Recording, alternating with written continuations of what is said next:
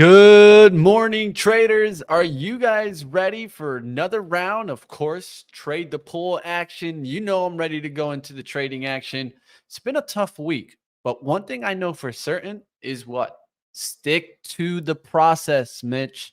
You can always bounce back today. Let's get after it. Of course, we're going to be watching Jerome Powell. I'm even going to try to put him on the little corner for us so that we can listen in a little bit as the action's happening. And of course, there's going to be some shakeup. 10:05. I don't know what's going to happen then.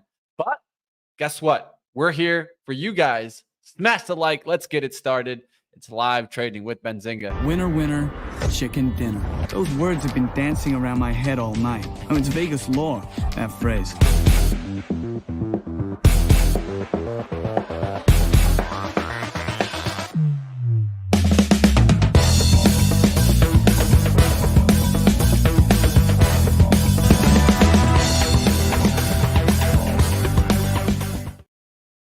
Top of the morning to you is right, my friend. Let's get to the action. I see you guys in the chat. It's always good to see you guys out there. Glutus, Smoke, Jan, El Don, El Turu. Is that right? El Tururu? I got to get that name right. Kevin, what's going on? Jay, Chris, it's good to see you guys in the chat. Let's all hit the like button. Let's get it started. Let's get some more traders in here. You guys know where you're at. It's live trading with Benzinga. Let's get to the action. And you guys see it there. I'm down a decent amount in this trading action. Yesterday, got some trades that just didn't fall in the green. And it seems like today is one of those days where I'm just going to be trying to bounce back the account, right? And I think that the important part is, like always, is just not trying to extend yourself when you're having a down wave. This is what I feel like a lot of traders will do and then make mistakes. So for right now, it's just play the game the way we've been playing it. Keep playing it. We still got a lot of paper cuts we can take before we lose this account. So let's just keep working at it and we'll get it back to the green team. Let's see what else is going out there. I see Carmen, John, Kel, a lot of you guys joining in. Andrea, hey, smash the like, guys. Bon dia. Yes, indeed. Buenos dias for all my Spanish speakers out there, too. And let's get to the action. John's right. It's all about Jackson Hole and big bad wolf day. But let's talk about what's going on in the market right now. The SPY is pulling back a little bit. One thing that I could clearly see, too, is that we kind of went we started climbing back in the after hours. A lot of times when we've been doing this in the market, we get downside action right out the gates. So I'm not leaning bullish today. I'm leaning for bearish action until Jackson Hole and then seeing what happens there, right? We got to listen to what happens from Jerome Powell. Will he be hawkish? Will he be dovish? A lot of people are saying he's going to be in the middle. I think he's just going to lean towards just focusing on repeating what he's always done, which is talking about inflation, talking about how that's the focus and how 2% is the focus to look at. And Nick Brown is probably watching this in class right now. I know he's probably sneaking the phone underneath the desk right now. Or you know what he's probably doing? He's doing the good old book trick where you grab the textbook and you put the phone in the textbook and you act like you're reading, but really you're watching live trading. I see you out there, Nick. And that's for all my people sneaking the iPads and trading. So let's get to the action. Let's take a look at what's going on today. Of course, we'll keep watch on the tech stocks. Tech stocks yesterday just got wrecked. So we'll see if those can bounce back today. Whole bunch of names just getting destroyed. Of course, Lulu was another one that I was looking at yesterday. And man, that one just got crushed. Never was able to play it on the short side, but we'll see if retail continues to get crushed today. Hibbett Sports is one of the ones that bounced back today to the upside. We'll see if that can actually keep the kind of bounce back that we saw in Foot Locker yesterday. But I don't feel too good about Foot Locker. I think these can keep coming down. And retail overall, just not looking good. So we'll see what happens with some of these names. I'm also going to be taking a look at BABA today, because if we could get a nice move up, is something to keep an eye out for in tech. Why? Because BABA did mention 2 new AI intelligence models that were released and not getting a lot of lift off of this. But I think this is also have to do with the fact that the people want to hear about AI right now. Not really. So I'm going to keep a watch to see what happens to BABA today, to see if it goes into the green. And that's one that will be on the radar. All right, in a little bit, we'll get Ryan Faluna joining here. So smash the like. You guys don't have to worry. Ryan will be joining us in just a few. But it's good to see you guys in the chat. So if you guys have some stocks that you guys want to take a look at, go ahead and throw them up. And I know Portuguese a little bit. Just to kind of give you a little background, I actually got some descendants. So like my background goes to necessarily Portugal and Germany, but just wanted to kind of state that so you guys know a little bit of my background. I'm a little bit of a mutt. Was born in Venezuela, have background from Germany and Portugal. And just to kind of mention it, I don't think the U.S. knows this right now, but I still got my German citizenship, of course. I have dual citizenship, so I kind of enjoy having that. And who knows when you might see me in Europe. All right, let's keep going. We'll take a look at some other action. You guys, John, putting Baba on the watch list for sure. Rotation, yeah, that could be definitely something that could happen, right? We just see rotation come back to maybe some China names. We'll see what happens there. Also going to keep a lookout to see what happens in oil. That's going to be an interesting outlook. I was watching it yesterday. I did see it go back to the 79s, and then today hitting a little bit in the 80s for WTI, and that's what I got to watch. Do we go back into the 81s, 82s, or do we start using 80 as resistance and we're back in the 79 handle today? That's going to be the difference, I think, for oil. And then, of course, we'll keep an eye out to see what happens on other AI names. One thing that I will tell you guys is that AI overall, like C3 AI, I feel like names like this are done. So I'm going to actually be looking for shorts on a name like Carvana today, because I feel like this stock is either going to make a break through 40s and rip back towards 50s, or we can see the real let go today. And especially on a name like Carvana, right? I can see this trend line. It's either going to break to the upside here or start to get this downside cut through. And I can see it maybe going into 35s today to 30. This one will be hard to trade, of course, but I'm going to keep an eye on it out the gates to see if I take down Carvana. What would I want to see? I want to see a little pop here towards 38.40s and then reject it. So instead of a red to green move, I'm going to be looking for what? I'm going to be looking for a green to red move and not getting over this resistance. So there's two layers of resistance there that I can clearly see in the pre-market, and one's around this 38.30s and then above it to 38.45. So I'm going to look for it to get somewhere in between there, reject right back down. If it just goes really quickly to 37, I'll look for VWAP fades off like 37.60s and 37.50s. I don't want to just short the opening action, because that's easily how I just get that pop to 38.40s and then I'm out of the trade and then it goes down. We'll see what happens here out the gates. All right, let's keep battling, team. It's good to see you guys out there. You are Brazilian. Hey, that's good to hear. Brazil, not too far, right, from Venezuela. And AC, I'm a former country neighbor. Hey, it's good to see you guys out there.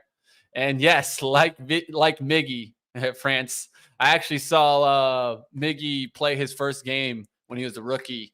I've actually met Miguel Cabrera multiple times, especially when I was a part of the World Baseball Classic. I got to hold the Venezuelan flag, hear my country's nationality played as I held the flag. Never been prouder. Was able to meet the whole Venezuelan World Baseball Classic in the dugout, and got to meet a lot of legends. But that's enough for that action. Look who's here. None other than my man, Ryan Faluna's in the house. You guys out there, I don't even have my stream deck on, but did I join to hear that you're Venezuelan and that you met Miguel Cabrera? Yeah. That's just a couple of things I like to keep in the back pocket, right? Well, geez, I'm color me surprised this morning, Mitch. That's awesome. I had no idea. Yeah, and really cool guy. Miguel was pretty cool to meet. I got to meet a couple, like K-Rod. Oh man, I still remember meeting K-Rod. That was one of my favorite pitchers ever. So I mean, Johan Santana. I mean, come on, there's so many really good players in that era. So we'll see what happens. Yes, arepas all day. But let's keep going, guys. Let's take a look into the market. Let's see what my man Ryan Faluna has. Of course, you guys see me. I'm looking to go shorting today, but also probably going to take a look at out the gates kind of action. And I thought you were part German, or am I making that up? No. So what I got is my descent goes to Germany. So like, let's say like my dad's dad was born in Berlin. So to give you guys a little background, right? So that's how I go back to Germany. My dad was still born in Venezuela. All right, let's go to the action. Ryan, what do you got for me, my friend? Let's take a look at let me the share my Ryan charts. Faluna Benzinga Pro action here on this lovely Friday. Let me share my charts before you tell me to share my charts. So good morning, everybody. Couple of things here real quick. First of all, Secret Treasures asking, Ryan, how you doing? I'm doing real good. Look, Detroit, I don't know for any of you followed the weather, but Detroit had crazy storms last night. We had tornado warnings. It was just an absolute tempest. The power so you got just stayed at the office and worked all night long, right, Ryan? Yeah. That's what I did. Anyway, the power went out at the house that I was at. The expressway was closed this morning. I mean, it was wild. So I'm doing really good. Sydney, yes, I am a Chicago native, born and raised in Chicago, just outside of Chicago, actually in a suburb. But anyway, let's get down to the actual market here. One thing we do have Powell's speech from Jackson Hole today. I saw Jan earlier saying, be careful with any positions that you have on. I would agree with that. I think it is likely to be a low volume day. And I think that if there's anything new or if there's anything that he says that he, emphasizes a specific way, that could actually affect the positions that you have on. So if you're day trading, just be aware of what's going on and maybe, have your positions tidied up prior to that. We'll see if that actually ends up moving it. If we take a look at the SPY here, we're actually sitting under that 444 resistance level. This was support, now looks like resistance. The 50-day moving average is right there. The one thing that I wanted to draw your attention to is that we have the makings of a head and shoulders forming here on the daily on the SPY, right? We have the left shoulder here, we have the head right here, and we have the right shoulder forming right here. So if this continues, look for SPY to continue breaking down if this pattern holds. Now we'll see. We talked a little bit about not really knowing if this rally is going to continue, if this is going to be kind of a new bull market facilitated by AI or on the backs of AI. We don't know that yet. I'm in the skeptical camp on that, so I want to see more data before that happens. I want to see what the SPY actually does. I still think we need to kind of correct and break down a little bit. I think that would actually be healthy for the longs, even the AI bulls. So that's where we're at with the SPY. Now, there are some smaller stocks here on the list that we're going to talk about. I'll let Mitch cover Affirmed when he gets back because they reported earnings. They did trade up and they came back in. I think that this is likely going to be on deck here today. A lot of this is going to have to do with the volume. The good news here is that we're right by the VWAP. So any new trades that are taken on Affirmed today should be relatively clear or easy to take with us being right by the VWAP. Another smaller name here. This is YS. This is YS BioPharma. I feel like we've traded this before. This is just a kind of a dollar stock. This is up because the company announced the purchase of shares by company officers. So it looks like a PR and some insider buying here. The one thing to note is that we have a pretty nice formation here, right? We push up, we come back, we consolidate a little bit, push up again, consolidate a little bit, push up again. Really, this just comes down to where's the stock in relation to the VWAP? What's the volume doing? Absolutely love seeing this on the VWAP. We might be able to get this to kind of push right out of the open here. This is probably going to be the stock that I watch out of the open. We'll see how it actually We'll see how it actually reacts when it's open. Next here is going to be Kraken. Let's see if we can release the Kraken here today. Let's see if this actually gets rolling here. Some decent volume. I didn't see any news on this. Let me check and see if any. Yeah, nothing, no new news here today. So it looks like it's just kind of moving on momentum. That's okay. We've traded those before. We'll trade those here again. Nice little push away from VWAP. I'd actually like to see this come into VWAP like some of our other plays. We'll see if we end up getting that. And then, of course, it's worth talking about VFS, Victor Frank Sandy. This has been just an absolute monster. I know a lot of you folks in the chat have been trading this. I mean, just absolutely crazy. $20 stock. We're up here at 54. Let's see if we can get this one to move here. The one thing I did notice about looking at this the last couple of days is that this stock is spread pretty crazy. It's thin, it's spread. It's not easy to really get in on an exact price. It's a little bit more difficult to trade, but man, oh man, are the potential gains really, really good here today. So looking pretty good. VFS. There are a couple of others on here. I think we probably should talk about BETR. Someone asked about this yesterday. This is Better Homes and Finance, ticker BETR, Bravo, Echo, Tango, Romeo. We had a humongous fall off yesterday. What was this again? I can't remember what this closing of business. Okay. Well, this thing really, really sold off. Now, remember the last time that we've got some of this bad news, bankruptcy, business closings, whatever, it bounces. I'd be very, very careful. I think we'll actually have better things to trade here today. But if you want to go over the that kind of junk, we might have another option here. Let's see if this actually moves through the View app and maybe takes out 187. I don't know. I'm very, very, very skeptical of this as a potential play. Let me just say that right out of the gate here. I'm mentioning it because it's gapping up. I'm mentioning it because we've seen other stocks that have either talked about bankruptcy or closing end up running. I mean, just sometimes hundreds of %. So we'll see if this happens. Keep it on your radar, but I think we should be able to find some safer plays.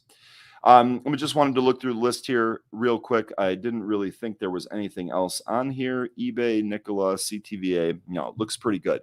Good morning, Born. Good to see you. Hopefully everything is going well down in Florida. K-Chat asking VFS, who knows where the bottom is? K-Chat, that's a really, really good question. I don't know where the bottom is. One of the things that I can see from the chart here, and this is pretty apparent on any of the charts, not just the 1 minute or the 5 minute. I'm on the 15 minute here. One of the things that we'll see here is that the stock loves to really kind of pop, but it's definitely in the habit of pulling back, even on the days that it pops. So I think that the strategy here is probably to buy the pullbacks as opposed to trying to buy any type of upside range break. You probably can do it if you're really, really quick, but let's try to make it as easy as possible on us. It might be worth buying the actual pullback instead. All right, let me go through the chat here. Lynn and Randy, great to see you this morning. Kel, K-Chat, good to see you. Let me see. Steve, you were saying the right shoulder needs to move up first on the SPY. Yeah, I'm just saying that the pattern is starting to form. So it's something to keep your eye on. I'm not necessarily sure that it's telling us what to do here today, but definitely something to keep your eye on. Okay, you guys want to take a look at Foot Locker? Let's do that. Bourne says, I'm wonderful. Thank you. All right. We got a lot of positive energy in the chat here. Absolutely. Absolutely. Let's take a look here at Foot Locker. Okay. So Foot Locker, this was down on really, really bad earnings. So to me, like I totally understand this. In fact, I think someone was asking me yesterday about what we thought on Foot Locker. I understand wanting to play a gap fill trade here. I just don't know if that gap is going to fill, and I don't know how long it's going to take. Earnings weren't great here. And wasn't it the guide? I feel like it was the guide for the quarter ahead. That was, yeah, sales guidance down. Yeah, so they guided down 6.5. They guided down about 2%. It looks like the range was 8 to 9%, and it's down to 6.5 to 8%. So I think that's really what's lowering. Company also rise in inventories. Company also lowered its gross margins, setting more aggressive markdowns. So I'm not sure Foot Locker's out of the woods here. We did get some re-ratings yesterday, 17, 11, 18, and 30. Evercore, interestingly enough, maintaining an outperform on Foot Locker. So it looks like they're definitely thinking that, hey, this could probably bounce back. We'll see where this ends up going. Not a bad stock to actually keep on your list here. The one thing that I would really be looking for any type of like increased momentum on this potential trade would be a move through 18 here. Now, I'd love to see take out yesterday's intraday highs. It looked like we tried to bounce in the morning. I wonder if we get the same type of action here today. Let's see if we take out 18. We're only 40 cents away thereabouts. Highs here 18.17, 18.20. Maybe we can get above that and move here today. So I don't like the stock for like a long-term hold, but I understand the trade here. And the reality is that this might be in play here today. So not bad. Explodus Maximus saying, is it going to be a SOXS or SOXL kind of day? Man, if I knew which way the market was moving already or going to move today, I would be long in size on it. I don't know where we're actually going to go today. Looking at the market here, we're actually up a little bit, up fractionally here in the pre-market. We open in about 2.5 minutes, so we'll see. Those tickers, those SOXS and SOXL, some of my favorite tickers to actually trade because super liquid. You have no problem getting whatever position size you want. You can get in and out of those things really easily throughout the course of the day, and you can really kind of change your position. If a piece of news comes out and changes the entire sentiment of the market, you can actually change your position pretty easily in those. So I like those. Yeah, Ryan, I actually think that's something that I researched. I did a little research into my small account challenge and what did I do the best in. I did the best in 2 stocks. I did the best in Palantir, and I did the best in BSQQQ. So that just goes to show me that, hey, one thing that I have a tendency of doing is already looking at the market. Why not sometimes trade that action, right? And that's what I'm doing when I'm trading the SQQQ. I'm looking for turns in the intraday, right? Like we talk about the potential 945 turn a lot of the times, right? And what am I doing is I'm playing reversal patterns off of those actions. So whenever I see that I can have a tight risk to reward on an SQQQ or a TQQQ, a leverage type of trade, and I could risk like maybe let's say 10 cents, but the upside outlook looks like 40 or 50 cents. Oh, I'm down to play that anytime. That's a 4-to-1 or a 5-to-1 outlook. If I play just those 4-to-1 and 5-to-1 outlooks, if I'm like 25% accurate, I'm break even. 25. So Mitch, correct me if I'm wrong, but what I'm gathering from what you're saying here is that being patient and waiting for that primo setup is probably something that you should be doing, but it's not easy to do, right? We're distracted by everything that's going on every single day. And sometimes being patient and sitting on your hands is the hardest thing to do. 100%. I think today is one of those days that you always got to just be looking to see what happens, right? Because sometimes you're going to get reactions like yesterday where it was just like straight down. And then all of a sudden you're like, whoa, how do I jump in on these trades? It's unlikely for you to jump on it unless you are shorting the open, right? So now at some point, what I do look for is reversal patterns. That's what I'm going to be looking for. We'll see if we get some reversals today. Don't chase. I agree, Jason. Chasing is one thing that has always wrecked me. Whenever I chase, I've never gotten like, I always see some people get rewarded on chasing, and I'm like, damn. How the hell does this guy get rewarded? Why does it never me? Why when I chase, why do I always get punished? Exactly. Yeah. I get punished all the time. It's like, dude, it never works for me. So I always try to buy like on weakness. I don't buy on rips. I always look for like pullbacks. We're already getting some action here. 930, there's Carvana going up to the resistance right where I wanted to see it and then reject there. So I might get short some Carvana today, but I got to be careful here. I got to let it try to get to the next resistance first and then reject that action. Market out the gates here, getting a nice little push on the Qs. So that's one thing that I'm looking at. Of course, I'm going to focus on that action, but we'll see what works today.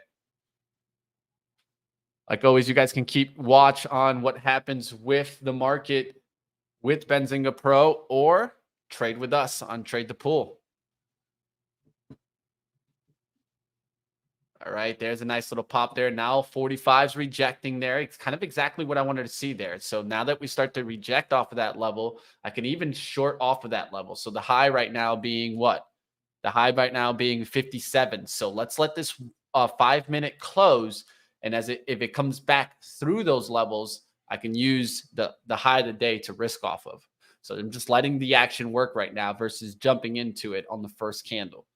A lot of the times I look for high wicks. Let's see if we get that wick. Qs are pushing right now. So let's find what's making moves here.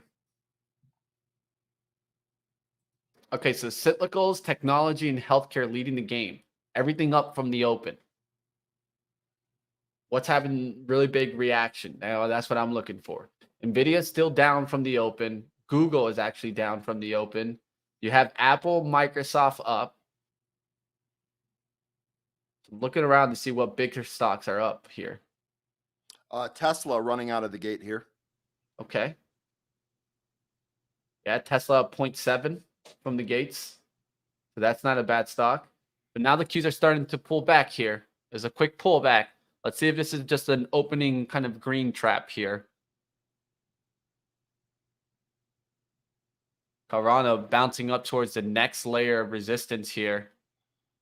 So it doesn't look like it's going to be a short for me on Carvana today. So with that being mentioned, I can always come back to it. So what I'm going to do is I'm going to set a kind of an alert here for it to come back down. But at this point, it's a little bit too strong here for me to just jump in.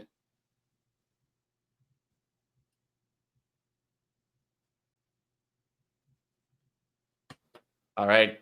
Glad I didn't get short right out the gates there, right? That's how you get wrecked too. That's why I don't like to short out the gates. I like to look at the action because you never know which way we're gonna go. Stocks S pulling back a little bit here.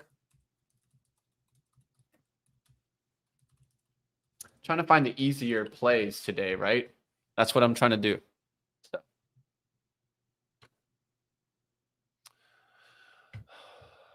You guys were mentioning VFS. Let's see. Is VFS? Yeah, that is, man, this stock is wild. Okay. Carvana separating by about 30 cents. Starting to pull right back down.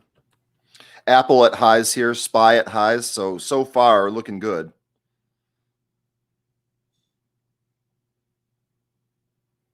Man, VFS is super spread. This thing just dropped $1.50 in a heartbeat. Be careful on VFS, folks. Oof. Look at the move on Hershey, Bourne is saying. That's not bad. That's a nice little lift. No, nice like little push up off the bottom, too. That's like a value type of play. Yep. Cyclical's going higher. I haven't taken anything, guys. It just seems like it's like a nice little pop here, but just trying to focus on what's actually going to stay strong. All right, let's go to the SPY and see what's up leading the SPY from the open. So Intuit at earnings. That's a nice little spike above the 500s. Intuit Surgical getting a nice little pop there. Looking around Caesars with a nice little pop. Tesla, of course, pretty strong there. We talked already about Tesla. Citigroup getting a little lift there. JPM, so some financials. So I'm just running through some names here on my right-hand side. Just trying to just point to what we can go looking at. PayPal getting a little bit of a jump there, and it had a jump in the pre-market. Let's see if it can hold the VWAP on this pullback. Doesn't look too bad there. And it's not like I'm the biggest proponent of PayPal right now on the daily. Yeah, me either. I don't mind maybe trading it on the intraday just for the action there. You can see it setting up there. My VWAP's a little lower on my other one, around 61.17. But I had this nice little pop in the pre-market. Let's see if it takes out that high. That's a 61.70 look. So that's like 40 cents to the upside.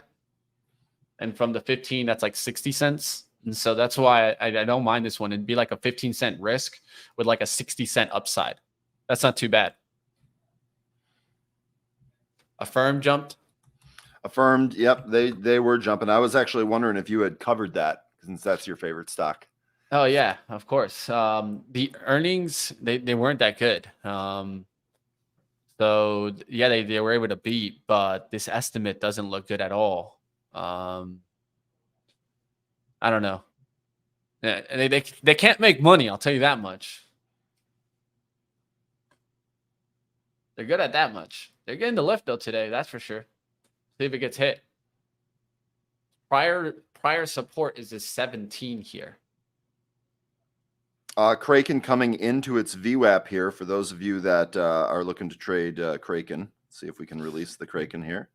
So I don't like shorting pops, but if I would, it would be looking for above 17s and then back below 17s on the 5-minute for a firm. I'd even let it pop above 17 here first. Just give me that nice little quick move where I see a lot of volume fill or maybe like a huge wall of selling at 17. And then I'd look for it to just pop through a little bit and then drop. We'll see what happens. But I'm not going to play this to the upside either because I don't feel like it's going to continue. Jay Summers just popped in and out of Kraken. That's CRKN, not KRKN. Nice little 10-cent scalp there. I like that. The CRKN's right here, tradable on Trade the Pool, guys. You guys see it? Nice little lift off through that 190 spot. Got up there to $2 a couple times here. Hendricks, relax, bud. That 210 looks to be a little bit of a spot here, but I like the way Jay Summers played it. I like the way Jay Summers played it off the bottom as opposed to trying to hit this break. Because, see, every time it trades up towards that 210 level, a lot of stock traded up there. It just gets rejected. Yeah, AMD got pounded yesterday, getting the lift a little bit today. Let's see if it keeps pushing. NVIDIA still down on the day. What are the Qs doing here? Trying to pull back a little bit. Let's see if they get the next lift. Nothing's in the red from the open, and that's something to kind of keep an eye out for. That seems like an everything rally right now, right? And of course, we got 945 turnarounds to look for. And of course, my man, Jerome Powell. SS Trades, nice little move, nice little trade there on Kraken as well.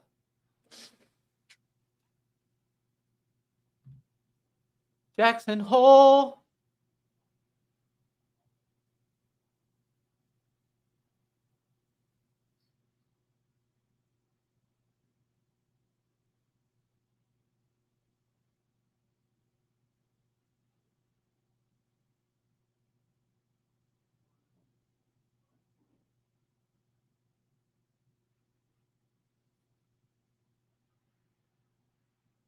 Is this already released? What? Oh, okay. I was about to say, you know, when Google tries to mess you up and it gives you an article from the last year Jackson Hole, and I was like, yo, the release can't be out already, yo. Like, thanks, Google. It just gave me last year's, and it gave me August 26th, Ryan. So I was like, you know, just confused at first. It didn't tell me the year until I clicked on it and had to do a little research. But that's what we love. That's what we love doing here. I was like, there's no way. There's no way. I was like going to be like, dude, if they released this way before, man. Oh, good Lord. Q's pulling back there, bouncing off of VWAP. Let's see if this starts to get some stocks to go. One thing that I think could happen here is we could get maybe like early rallies in tech, and then we'll look to see if Jerome Powell stops this rally. We'll see. I think PayPal's now is your shot if you want to take that like kind of risk to return. I'm looking at it right now. Still doesn't look too bad just because of the risk to return. Kraken trying to bounce off its VWAP here again, by the way. The more it bounces off this and goes back to the 210, the more I think that actually might fall here. Now, be careful because this is extended here. So make sure if you're going to take this trade, you have a little bit of, you have some stops in place or you have some type of plan to get out. Breakdown from the VWAP here probably ends this.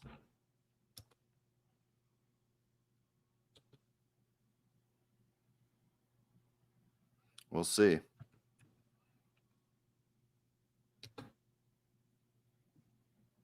Data is struggling here. Yeah. I actually had an issue too.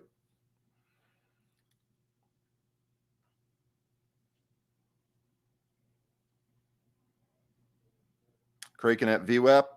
Look out below if this falls, folks.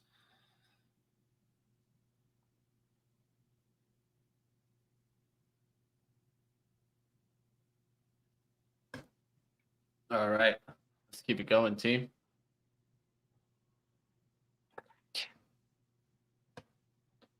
All right. Watch PayPal pulling back there. NVIDIA. Is NVDA moving? I actually can't believe I've already kind of stopped thinking about it. Oh, I'm having some data issues too, Mitch. Yeah, it's just slow, man. It's just slow. Like I think it's been going around. It's one of those things. I think this has also to do with like hackers and stuff, just so in the overall internet. So I'm looking right now to see if the Qs are going to bounce here. Qs are looking like they want to take out highs, but they also got a lot of wicks there. So I'm thinking about PayPal, but I'm also looking at the Qs to see if they're going to hold strong here through 363s. If I just see a nice little lift off through 363s right now, I can maybe take this PayPal trade. But that's what's keeping me on the sideline right now. There it goes, tries to lift through 363. I'm going to look for a slight pullback to 61.15 here. Okay, just grabbed it there.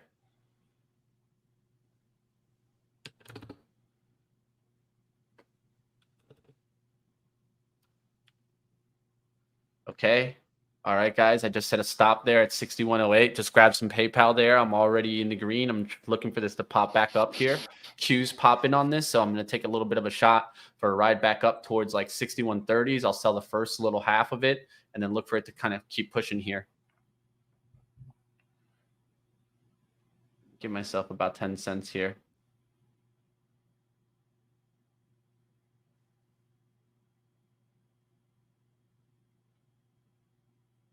I think Kraken is compressing here. And it's Crown Electronics. I should probably call it by the correct name instead of Kraken, but it's just so much fun. See if we break above 210 here.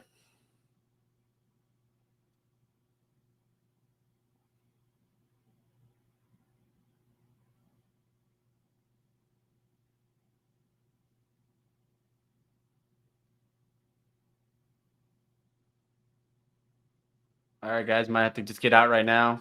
It's already dropping through here. I have my hand on the trigger. I'm just going to let it try to wick through and recover on the 1 minute. I got 15 seconds on this candle. Hands on the trigger, though, if I need to get out. One of the things that I see is I see the bid just coming down there. I think it's just trying to scoop up some volume there, but I'm not going to let it crack 61s, of course. Hands literally pressing on the trigger here. I can just let it go and it'll hit. Now that I'm back through 6108s, I'd look for 6105s to kind of hold here. Big refresh seller on Kraken at 210, by the way, and they're hitting it. So if that falls, this thing is definitely going to go higher, but that needs to fall first. So we'll see.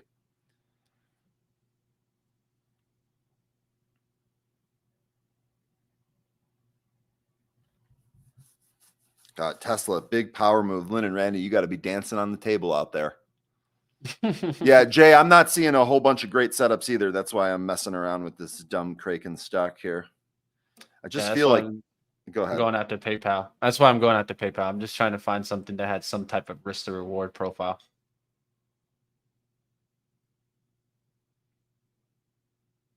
The Qs are going up, but PayPal isn't. So that's a little bit worry here. Should have already got the lift here. Ooh. Crows in here. Sweep through the 61s, man. Took a hit there, guys. Little leakage, too. It went fast to the 61s there. So it could still recover 61s, but hey, Qs are coming back already. So I'll take another trade just later. That was a little too much risk there on PayPal. Should have held it towards more of the 6105s, but it was a quick leak through there. Look how the volume comes in immediately. Could have been some buying at 61. Just some buying going on there. Now it's back to 16. That's how it goes sometimes. I'd be already into the green. So, hey, is what it is. We'll see if we can get the next move here. The Qs are just playing around, and then it should have already lifted, but it's still in the pullback. There's the Qs lifting now. Now PayPal, of course, will probably get going here. That's how it goes sometimes, team. It's pretty good there. It's just I got stop hunted and then just right through that 63. Boom. Some volume filled right back up. So I can go sometimes, team. Kraken breaking down here, so be careful. See if this is a buyable pullback. Square staying strong too.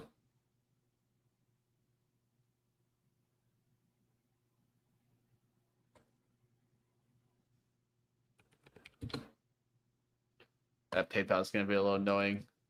Recovery is 61. That's annoying.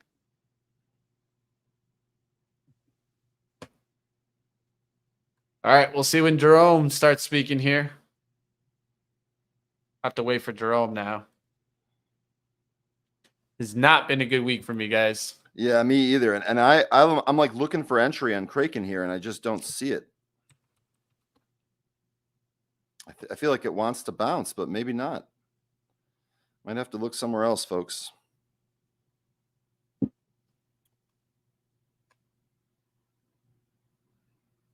Might have to look. Oh, sorry, I had to refresh my Benzinga You're good, Pro my here. friend. Yeah, I'm trying to pull up NVIDIA here, but there we go. There we go. Kano moving today. PGen. Just calling out some smaller names. Open. Hubo. Fastly.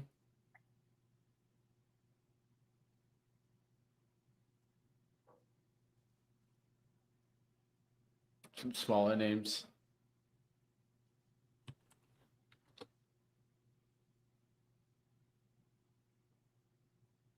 A lot of resistance here on Carvana. The 39s.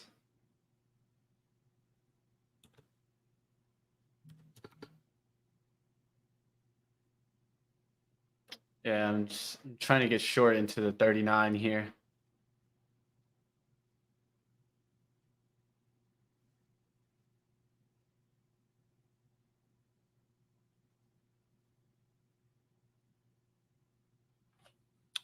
So you're trading Carvana? I'm thinking about shorting it here. I haven't got it yet. What's the short interest on that? I'll check that out here in a sec. Oh, I don't even need to on trade the pool here. I can just get into it. You just have it there. What is it? Did it go down at all? Oh, it's at I don't. Oh, the short interest. Oh, Yeah. I don't have it. Okay. Just looking at all those wicks there on the 5, giving it a chance here to try to get the 39.30s, but looks like a short to me. Unless we're just gonna keep ripping in the market. I don't know. The Qs are fighting this 363 a lot. But it's tough right now. It's tough to make that decision, that call.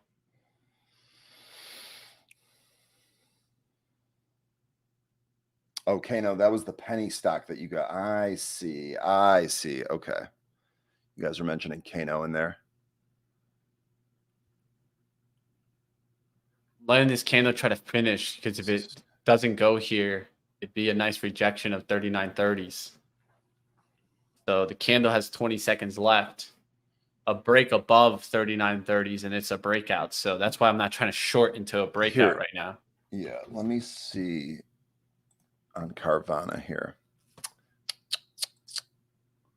Maybe we start our own fast casual food ETF. Hey, look, Lynn and Randy, they know they're fast casual. That I can attest to that. Hey, you never know. Real quick here. Why not, Lynn? Carvana, the days to cover went up 2.41. 46% of its float shorted. So still really, really highly shorted on Carvana. That might be why you get some of these really kind of strong moves. Just feels squeezy there. I mean, it's the Qs. Overall, the market's kind of giving a little bit of a squeeze here. And it's not the SPY, it's the Qs. And I'll show you it right now. Look at the Qs, guys. Look how this is just kind of super kind of pushy. So that's why I'm looking to see if that will turn around. And it is doing it right now. So I'm willing to do it here. All right, let's take the shot, guys. I'm just giving this a chance to come right back down here. And then I can risk off the 39.30s.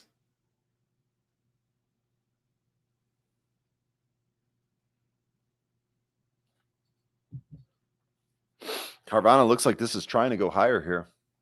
That's why I'm being patient with it. That's why I'm not in it right now. Kraken, I am seeing the little pullback there.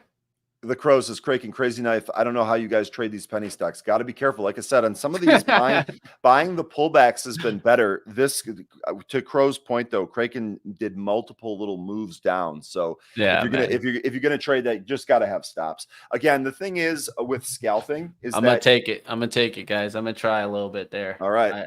I took 50 right there and at 39.15s. And now I want to look for a little bit of an add above towards like the 39.20s.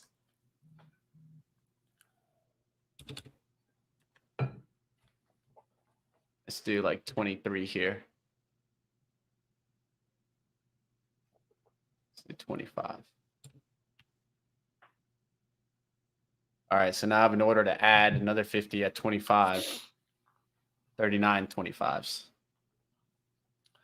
Got nothing popping up on my relative volume scanner today. It looks pretty pathetic out there. CRDO maybe here.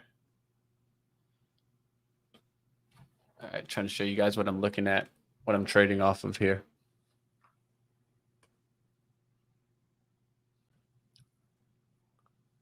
All right, let's get that fill. Marie, nice job on AMD. Let's go. Let's go. Hendricks, come on, man.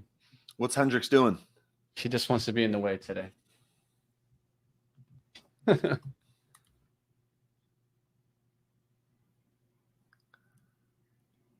All right, no fill on that ad yet. It's trying to add me here. Let's see if it gets the ad. I'm actually going to tweak it up just to 29s there, just to help me when I get my average fill. Qs are coming back, man. Qs look squeezy here, so just be careful out there, team. VFS trading up. Here we go. Look at Crow. I couldn't even beat Crow. That VFS is wild, dude. That, I mean, you got Crow out here saying, I don't know how you guys trade. How do you trade VFS? How do you even get into that? I'm like looking at the level 2, and it's like it's all over the place. How do you even do that?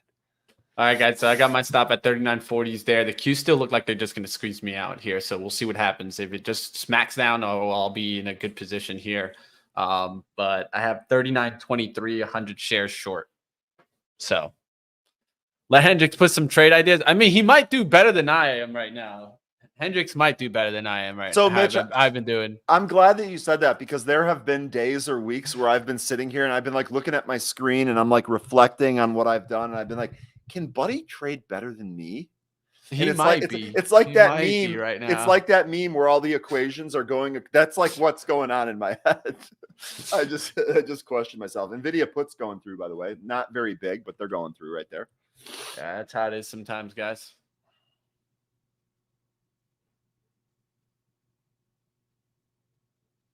Ooh, look at that, though. Oh, Mitch, tell me you're in that. Hell yeah, I'm in that. Let's 39.23. Let's go. All right, guys. We got it. And at like 38.30s, I'll pay myself a little bit, but we can still see this crack a little bit more. So that was a quick little sweep down. I'm sure there's some people caught on the long side. So the big thing here is that the Qs want to come down, because if the Qs just rip back to 363.50s, I got to be careful because this should just shoot back up. But I'm in a good position here. So I like this.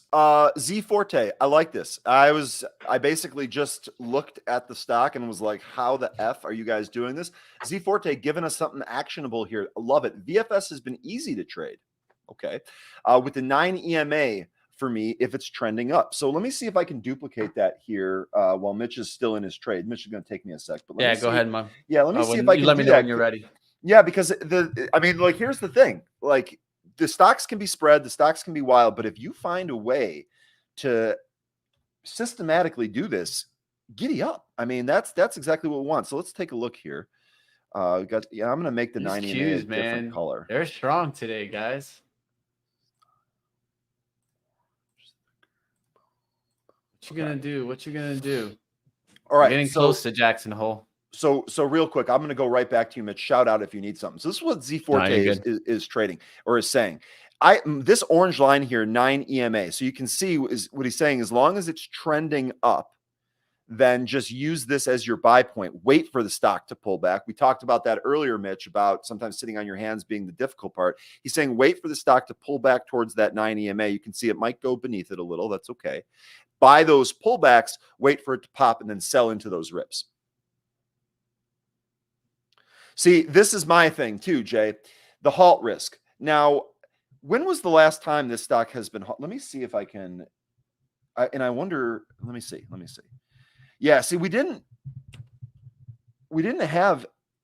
Oh, maybe this just didn't load. Let me try that one more time. Well, I was going to say I don't think we had halts recently. Let me see.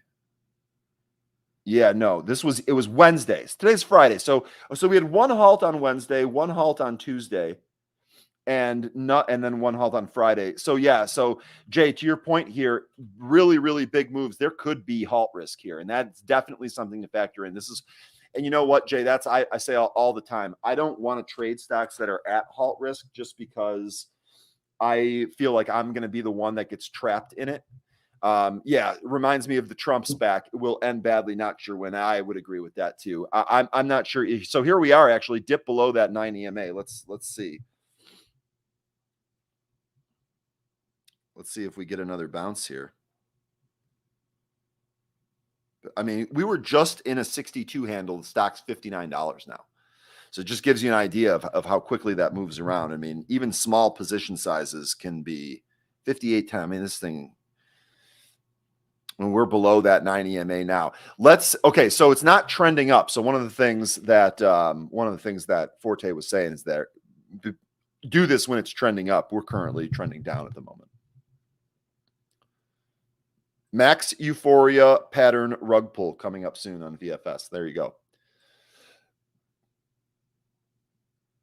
See, this is the thing, Yoshi. The halts, when it opens, that you can't sell. Like, it's just the price can change so dramatically that you can't get out. That's exactly why I'm trying to avoid that. But I see the movement here, and it's enticing me.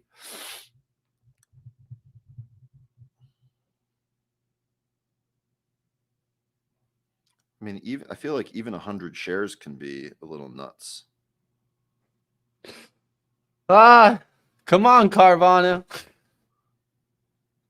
Oh man, a little part of me is wanting to rush towards the profits, but I mean, there's no point in rushing towards the profits here. It's not going to do me much.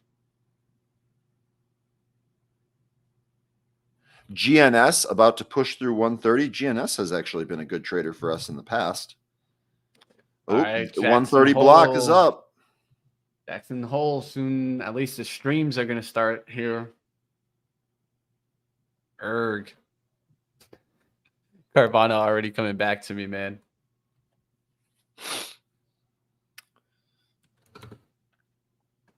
Let's see if we can get it. I'm just trying to stick to the risk to return there. It could still come down there easily to the VWAP at least.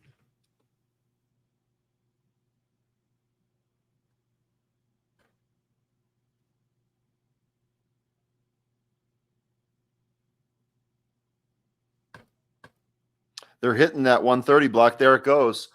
Good. So good call on GNS, Marty. Great call. Did just push through 130, 133 bid. All right. Come on, pal. Let's see what he's going to say. What is Powell going to do to Mr. Market today? What is he going to do, guys? Let's find out. By the way, BETR, ticker BETR, that is lower from the open here. Be careful with that one if you trade that one, folks. I'm going to stay away from that. I'm going to stay away. I'm just like refreshing the Fed's website right now.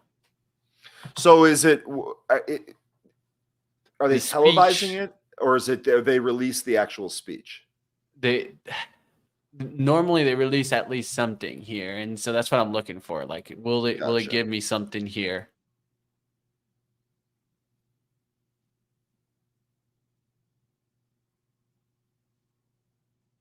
Okay, here you go. I found an even better link here. Yeah, Jay, I did see it. The only reason I called it out is because we saw, what was it? A couple of companies up several 100% on bankruptcy news. But yeah, absolutely not something I would ever try to poke around with. No, thank you. No, thank you. Stock Pigeon saying NVIDIA feels heavy as heck. Price action just sell heavy. I can't imagine trading it, but like I wouldn't want to have an NVIDIA position on ahead of this thing with Powell. I don't really see any type of reaction. Let's see what the Twitter streets are saying. I'm trying to. How was it that I did the picture over picture thing?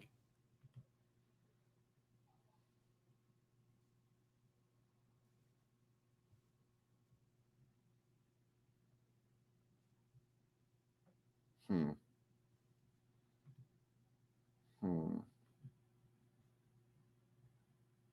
Yeah, even my Twitter is not like loading. All right, guys. So here's audio from the.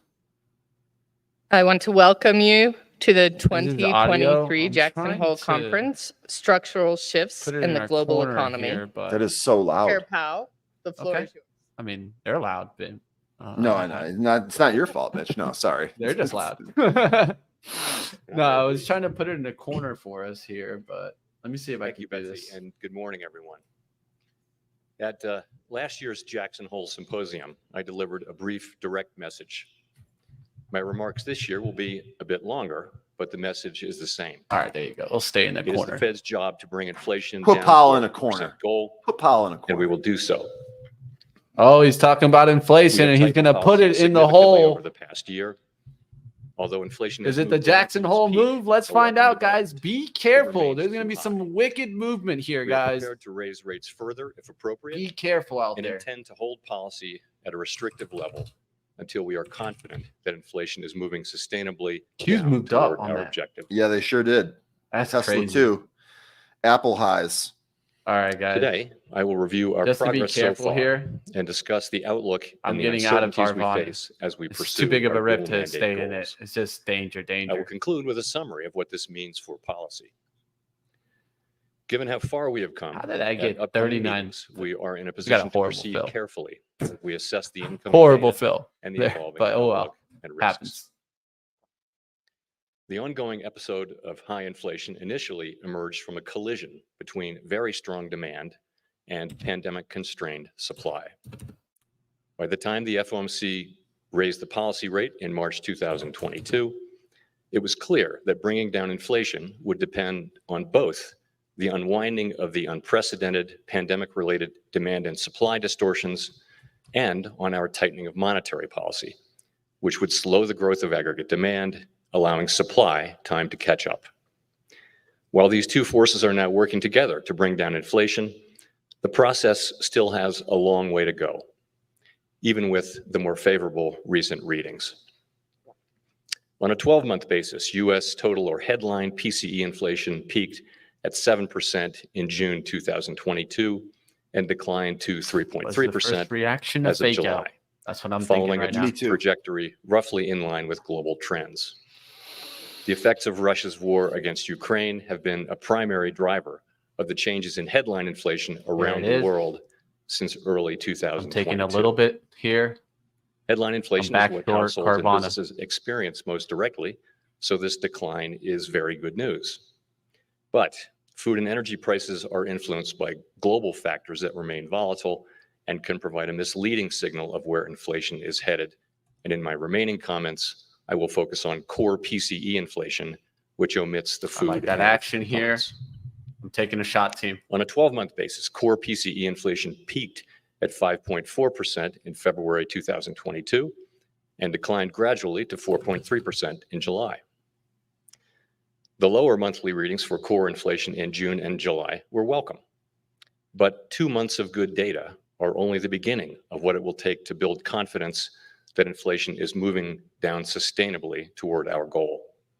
We can't yet know the extent to which these lower readings will continue or where underlying inflation will settle over coming quarters. 12-month core inflation is still elevated, and there is substantial further ground to cover to get back to price stability. To understand the factors that will likely drive further progress, it is useful to separately examine the three broad components of core PCE inflation: inflation for goods, for housing services, and for all other services, sometimes referred to 363 as in important non-housing level. services. I'm looking on the Qs. Core goods inflation has fallen sharply, particularly for durable goods, as both tighter monetary policy and the slow unwinding of supply and demand dislocations are bringing it down.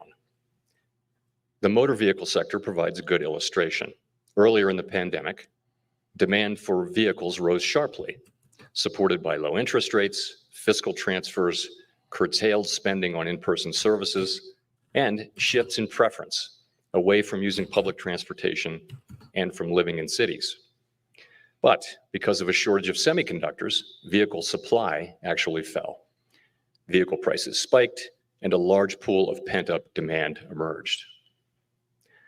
As the pandemic and its effects have waned, production and inventories have grown and supply has improved.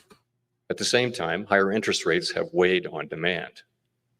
Interest rates on auto loans have nearly doubled since early last year, and customers report feeling the effect of higher rates on affordability. On net, motor vehicle inflation has declined sharply because of the combined effects of these supply and demand factors. Similar dynamics are playing out for core goods inflation overall.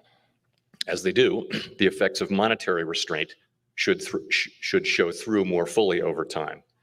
Core goods prices fell the last 2 months, but on a 12-month basis, core goods inflation remains well above its pre-pandemic level. Sustained progress is needed, and restrictive monetary policy is called for to achieve that progress. In the highly interest-sensitive housing sector, the effects of monetary policy became apparent soon after liftoff. Mortgage rates doubled over the course of 2022, causing housing starts and sales to fall and house price growth to plummet. Growth in market rents soon peaked and then steadily declined. Measured housing services inflation Starting to get lagged downside these in changes, as is Carvana. typical, Support but can't has recently begun to fall. has to break here though. This 38.80. inflation metric reflects rents paid by all tenants, as well as Q's back estimates down of the below, equivalent rents that could be almost earned through opening from price. homes that are owner-occupied. Because leases turn over slowly, it takes time for a decline in market rent growth to work its way into the overall inflation measure. The market rent slowdown has only recently begun to show through to that measure.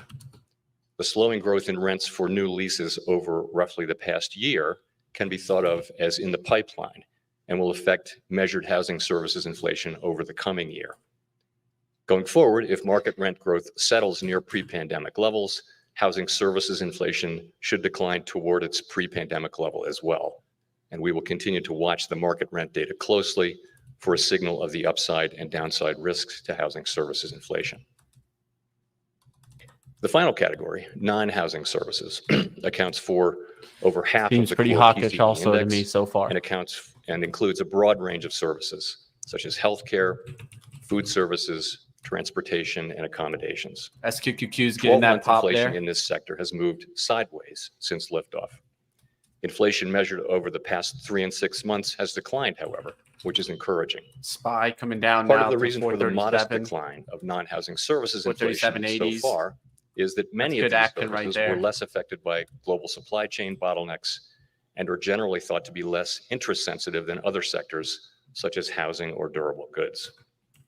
Production of these services is also relatively labor intensive and the labor market remains tight. Given the size of this sector, some further progress here will be essential in restoring price stability. Over time, restrictive monetary policy will help bring aggregate supply and demand back into better balance, reducing inflationary pressures in this key sector. Turning then to the outlook, although further unwinding of pandemic-related distortions should continue to put some downward pressure on inflation, restrictive monetary policy will likely play an increasingly important role. Getting inflation sustainably back down to 2% is expected to require a period Be careful of out there, below-trend traders. Starting to economic see a little growth, bit of a bounce. as well as some softening in labor market conditions. Restrictive monetary policy has tightened financial conditions, supporting the expectation of below-trend growth. Since last year's symposium, the 2-year real yield is up about 250 basis points, and longer-term real yields are higher as well by nearly 150 basis points. Beyond changes in interest rates, bank lending standards have tightened and I'm loan already in the growth red has now slowed for sharply. Carvana. Such a tightening of broad financial Squeezing on the conditions Qs. typically contributes to a See if it slowing rejects in the the growth of VWAP. economic activity, Looking at and there is SQQQ. evidence of that in this cycle as well. For example, growth in industrial production has slowed, and the amount spent on residential investment has declined in each of the past 5 quarters. But we are attentive to signs that the economy may not be cooling as expected.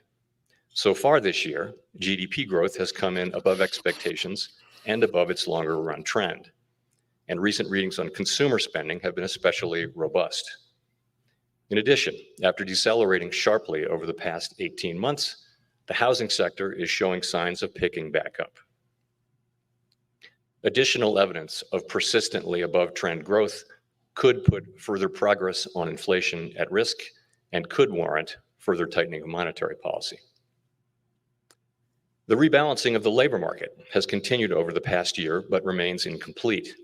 Labor supply has improved, driven by stronger participation among workers aged 25 to 54, and by an increase in immigration back toward pre-pandemic levels. Indeed, the labor force participation rate of women in their prime working years reached an all-time high in June. Demand for labor has moderated as well. Job openings remain high, but are trending lower. Payroll job growth has slowed significantly. Total hours worked has been flat over the past 6 months, and the average work week has declined to the lower But end I'm of its keep on watching pre-pandemic on the range, cues. reflecting a gradual Let's see if we normalization get a close in labor above that market on a conditions. 15-minute basis. This rebalancing has eased wage pressures. Wage growth across a range of measures continues to slow, albeit gradually. While nominal wage growth must ultimately slow to a rate that is consistent with 2% inflation, There's what a matters for squeeze on me. households is real wage About to growth. get out of Carvana. I'm Even getting as squeezed nominal right now. wage growth has slowed, real wage growth has been increasing Yeah, I'm out as there. inflation Got has fallen. squeezed. Took a big hit there on We expect Carvana. this labor I market took a shot rebalancing today, to guys. continue. That's probably going to be it for me, at least on Evidence that the tightness the in the trading labor action market for is no longer today. easing could also Definitely call tried for to a push monetary there policy in response. Carvana and was up decently, and it looked like it was going to Turning break. to the path But forward, look at that big wick now on the cues on the 15 minutes. 2% It's is huge. and will remain our inflation target. We are committed to achieving and this? sustaining a stance of That's pretty monetary big there. policy that is Now we're sufficiently getting a break to restrictive the to upside. bring inflation down to that level over Completely time. against what he's saying. He's being It is hawkish. challenging, of course, to know in real time when such a stance has been achieved. There are some challenges that are common to all tightening cycles. For example, real interest rates are now Nvidia positive starting to rip and to the well above upside. That's going to mainstream continue estimates of the some neutral probably policy rate. tech trade going higher. We see the current stance of policy as restrictive. I don't have any putting ammo downward to pressure take on some more economic tech activity, trades here, hiring, so and inflation. I'm just going to stay on the aside. But we cannot identify with No worries, certainty guys. the It neutral is what rate it of is. interest, and thus there is It's just been a always bad week for uncertainty me, and I'm just about trying to the call it on precise the level week of because monetary policy I already restraint. know how it is. You got to control the down waves. That assessment is further complicated by uncertainty about the duration of the lags with which monetary tightening affects economic But activity. another especially completely inflation. against the psychology of the Since the move. symposium a year ago, the committee has raised the policy rate by 300 basis points, including 100 basis points over the past 7 months. And we have substantially reduced the size of our securities holdings. The wide range of estimates of these lags suggests So still that there may hawkish be comments, significant but further drag still in the not pipeline. getting that action. So we're getting the opposite of what he's Beyond actually these saying. traditional sources of policy uncertainty, the supply and demand dislocations unique to this cycle raise further complications. Now you're getting a through spike their effects all on around there inflation and now. labor market dynamics. Even Apple For starting to example, spike there. So far, job openings have Microsoft, declined substantially without increasing Google, unemployment. A highly welcome but historically Tesla. unusual result that appears Seems to like you're reflect getting that- large excess that demand for rally. labor. In addition, there is Could even evidence that see a name inflation like has AI become rally more off of this. responsive to labor market tightness than was the case in recent We'll see what decades. happens there. These changing dynamics may or may not persist, and this uncertainty underscores the need for agile policymaking. These uncertainties, both old and new, complicate our task of balancing the risk of tightening Baba. monetary policy too much The upside. against the That risk seems like an of interesting tightening one. too little. I'm watching Doing too SQQQ. little could allow above target inflation to become I just seen entrenched that at and least the ultimately algos are require taking it monetary opposites policy of what to he's bring saying more there. persistent So inflation from the economy at a high cost to employment. Doing too much could also do unnecessary harm to the economy. Baba looks interesting for me. As is often the case, we are navigating by the stars under cloudy skies. In such circumstances, risk management considerations are critical. At upcoming meetings, we will assess our progress based on the totality of the data and the evolving outlook and risks. Based on this assessment, we will proceed carefully as we decide whether to tighten further or instead to hold the policy rate constant and await further data. Restoring price stability is essential to achieving both sides of our dual mandate. We will need price stability to achieve a sustained period of strong labor market conditions that benefit all. and we will keep at it until the job is done. Thank you. So real quick, so he just finished real quick. Smoke tuna in a cloudy sky, you can't see any stars. That's exactly why I laughed when he said that. I was like, that's perfect. Jay saying lots of people leaning bearish into this. As I said pre-chat, you were spot on there. You also mentioned that the dollar was selling off as SPY was spiking. Someone earlier was asking about the SPY dollar relationship. You're seeing it literally live right here. SQQQ is tanking. I'm not in it. I did scalp SOXS on that first move down, but now looking at SQQQ, I think at some point we probably reverse, but I don't see any bottom in it yet. Yeah, this is just how it can go sometimes. The logical move is not the logical move here, and that's just how it goes. And I think what happened there was fast trading took over. So fast trading took over, guys. The first reaction, I think, was more human reaction. Everybody getting short, as he was mentioning, inflation staying strong and how they were going to stay restrictive. Everything that I heard was hawkish, yet we didn't get that price action. Yep. So that's just how it goes, guys. That, like, I talk about it all the time. It's some the psychology here. of the market. Sorry, Mitch. Some SQQQ here on a little bit of a pullback off this stick. I'm up on it now, so now I'm not going to let it go red. Even if it comes down to break even, I just won't take a loss on it. There you go, man. I'll put you're up there. So SQQQ bouncing here. I want to see how high we can get off this. Going to set a stop just in case it moves quickly. I'm going to be able to get out, but this is going real well. Now we've retaken VWAP here. Let's go. Let's go, boys.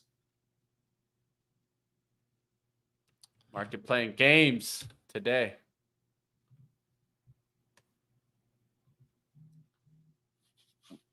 Raising my stop. Let's see if we can get SQQQ over 20. Stop going to be right at VWAP at this point.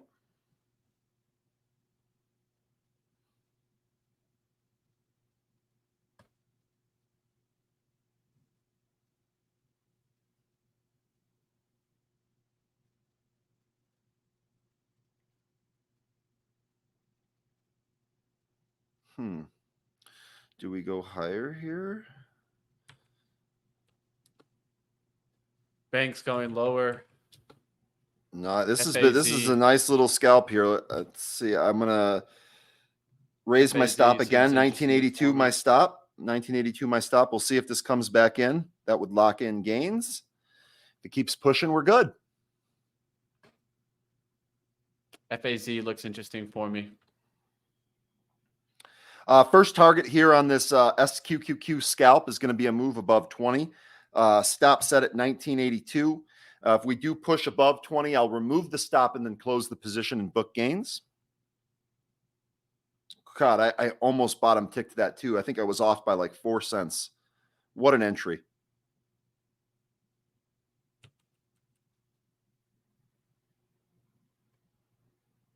What an entry. This is, so Mitch, now we talked about what we were doing before in terms of like raising stops, putting your feet up, letting the trade work for you. That's where I'm at with this trade now. I'm actually going to raise my stop again here. There you go.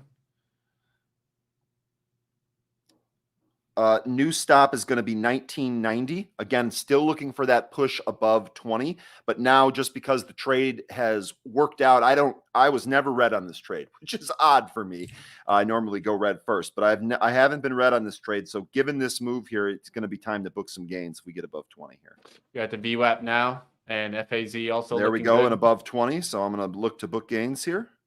Banks going down. That's another thing that I'm noticing. So FAZ is another way to maybe play this action. NVIDIA could come right back down. So it just goes to show you guys, it's just all over the place right now.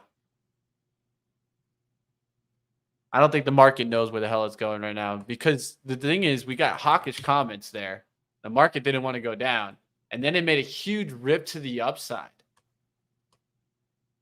Who knows if that was just a huge short position coming in the market? Really don't know. All right, gains booked here on SQQQ. Nice little scalp there. Nice, nice. Okay. Now, and here's the thing. You're out. Yep, I'm booked it. I'm out. That we're in. That was actually a really good trade. That did not go red on me. Yeah, mean reversion trade. Yeah, mean reversion. That's the thing. That's why I like these ETFs. When you start to move away from the VWAP, it's the likelihood of a mean reversion back to the VWAP is so good that, I mean, and like I said, Mitch, I was on the side that I thought that was hawkish. I mean, you know, I'm just trying to play what I see here, but that we're going higher here above 20 on SQQQ. Yeah, I would be in on this FAZ, but I got no more ammo for the day, so that's looking good, but we'll see what happens. No more ammo for me today.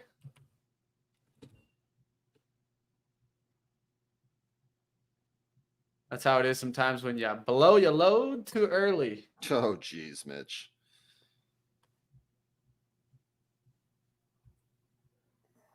Mystery Man said, I'm out too. All Time right. to go see a Cocaine Bear too. 13. My man coming in with the jokes all the time, just on lockdown. Nah, I'm gonna go see that what's that dog movie that's out right now? Some Stray Dogs, I think it is. Oh yeah, that actually looks kind of funny. I think it's just called Strays. That's what it is. Strays. J2K's comment. I just tuned in and heard, quote, blow your load early, end quote. End quote. Mitch. End Oh, quote man. that. Clip it. The Clip movie it. about dogs. Oh, Oppenheimer. You guys are having so much fun today. I absolutely love it. We gotta, you know, it's a Friday. We're out here having some. Where is my mouse? There we go. There it is.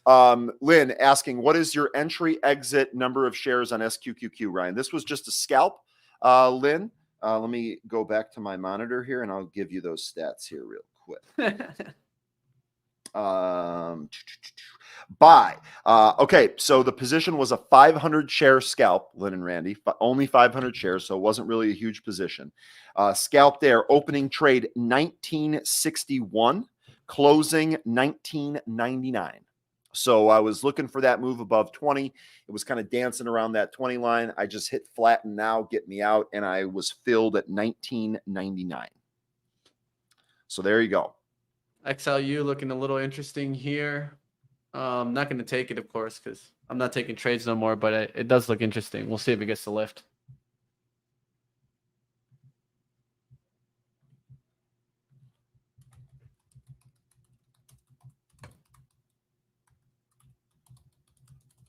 Hey, that's what happens sometimes, man. 1999, a great year. You remember all of the hype and the people freaking out over Y2K in 1999? Does anyone remember that, or am I just completely dating myself at the moment? Yeah, I remember. It was real. Man. It was real. People were thinking the power is going to shut out. People were thinking everything.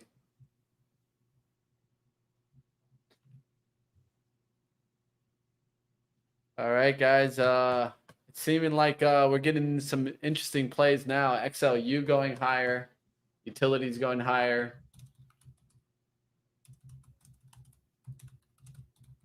Technology trade has come down some for sure. It still hasn't broken, but just moving all around now. Your SQQQ's the 2015s now. I'm out. I'm old enough to remember I went out to see the Y2K New Year's Eve. Oh, I bet that was great. FAZ with a little pop there. Banks going down. That's going to help the down trade there. I'm seeing financials going to the red deep. Energy going into the red. Oil, you're going to drop on me now? Now you're going to drop on me, oil?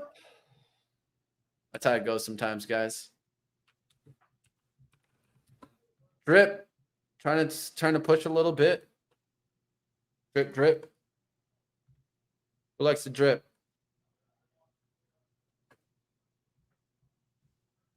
Actually doesn't look too bad on the hourly there for drip. I just can't even go into anything right now because I'm just be asking for it. But hey, we'll see what happens.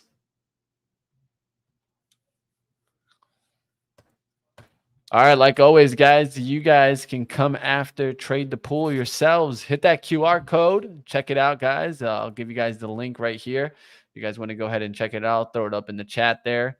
And stick around, team. We got all access coming up for you guys. a little bit later today, looks like we'll have Hillstream BioPharma. Ticker HILS joining us later in the show. And now to get you guys that trade the pool link here, I'll throw it up here in the chat. I can't wait to start that next week, Mitch. I know you would have killed it right now in that trade right there. Dude, if I was in trade the pool, I probably would have had more than 500 shares. Yeah, and you could have taken it with 1,000 if you wanted. Yep. You know, and or maybe you could have sold 500 there. Yeah, and scaled. kept the rest. Scaled. Yep. The likelihood though is that I probably would have scaled 500 at a time, and since the trade never went red on me, I might not have bought the second position. And that's okay too. Exactly, because it was just straight green. I mean, what are you going to do? Yeah, I mean, what you're going to get mad about because you see green on your screen? Nah. I ain't gonna get mad about no green on the screen. It's not been the greatest week. Yeah, you'll see traders that do that, and that's when you got to tell them, like, dude, just stop the frustration, bro. You know what I mean? Like, enjoy yourself. You know what I tell people when people talk to me about being in a funk? I mean, I've been in plenty. When people talk to me about it, I always tell them the same thing. I was like, do whatever you can to get green on the screen. If you can do that, yeah, it's going to change everything for you. Confidence, ability to see entries, willingness to enter trades. I mean, the whole 9 yards. Getting green on the screen is one of the most helpful things. You guys talking about LQR. Nice SS trades in since 95. This is a Becca special, so you know it's doing well. FULC. Sydney, you're still holding and Sydney borrowing Beach Bum in homage to Beach Bum right here, you know? Actually, on FULC, this actually looks like a pretty decent level here, pretty decent support level. I would say for new trades here, especially on like a swing, a break below 530 is not a bad stop, and that's not even Sydney. This is a pretty good. Let me take a look at some longer time frames here. Yeah, see, this is what I would want to avoid. I would not want this stock to break down here because I would feel like it's going to come back in. But right in here, this is not bad. Long, I mean. Hypothetical trade here, trade idea. Long at 545-ish. Stop at what? 525? 20-cent risk. Looking at maybe $1, $1.50 of upside. That's not bad. Yeah, my thing with this stock is that I saw so much. I saw a lot of hidden selling in this stock, and I feel like there's a bigger short in this one. But that's just because I played it, guys. But hey, to each his own. If you guys think this is coming back from here. I could see that there was like some bigger position just building and building and building and building. Anytime this stock popped above 6, I felt like it got shorted into. And so if you look on the daily, that shows me a lot with those pops and drops. Now, if it goes into the gap, I'd be very careful. But that's just my outlook, like always, guys.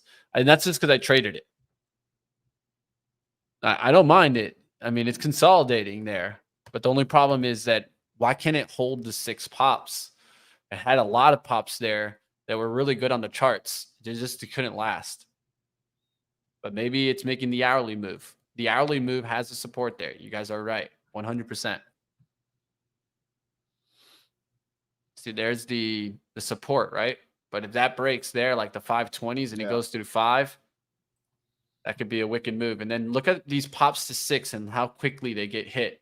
And I kept seeing 635, a big seller come in, and it'd be like 60,000 shares just waiting there for you.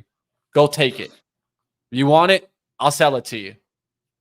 And so that's my problem there with the FULC. SPY here might be bouncing after that pull. Apple trying to bounce, Tesla trying to bounce. What's NVIDIA doing?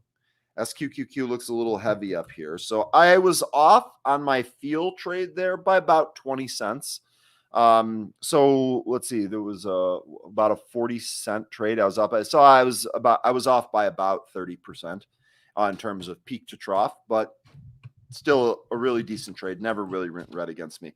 NVIDIA does feel heavy. Whoever said that earlier still looks like that. Down. Wouldn't you know it, guys? Wouldn't you know it? Not bouncing. Oh, that's how the day can be. Watch, Carvana's going to probably end up at like 30 by the end of the day. Mitch is going to be like, I need to go to the batting cages and just hit baseballs to clear my anger and frustration. Let's go to the axe throwing stage. Axe throwing. Let's go. Dude, axe throwing is legit fun. I'm not even playing around. Like, axe throwing. Let's just say I go through a couple plies of wood when I throw them things. It's super fun. Yeah, man. Highly It is how it recommend is. axe throwing for anyone that's never done that, by the way. Yeah, it's not a bad way to get some anger out. Oh man, Carvana is now Third- back below 39s here. 13 saying rate futures pricing in potential rate hikes for November and December. I mean, to me, it sure seemed like, I know 13, you were thinking that maybe Powell's setting up for a pause. I mean, I still think we're getting another rate hike by the end of the year. I think we are too. Yeah.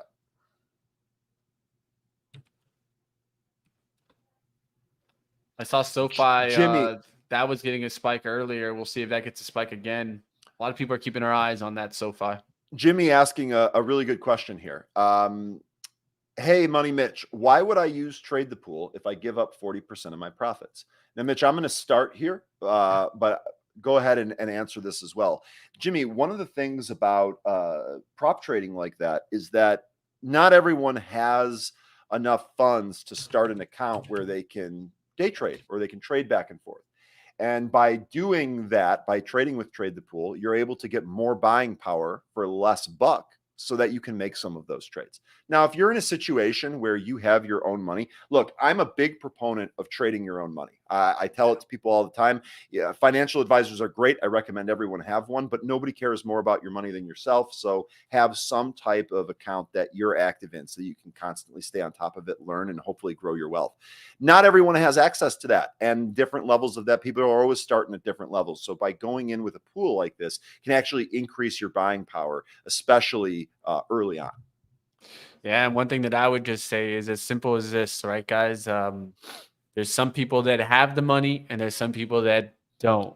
Are working to get it. There's some people that are working to get it. And the truth is that I'll tell you guys right now. You guys saw it in the small account challenge. I was up what? I a total of 26%. And where did I go? Pretty much nowhere in the actual total capital. That's the problem with small account and building it up to the day trading size that you need. The truth is that with a small account challenge, it's going to be, you're going to have to like hit a long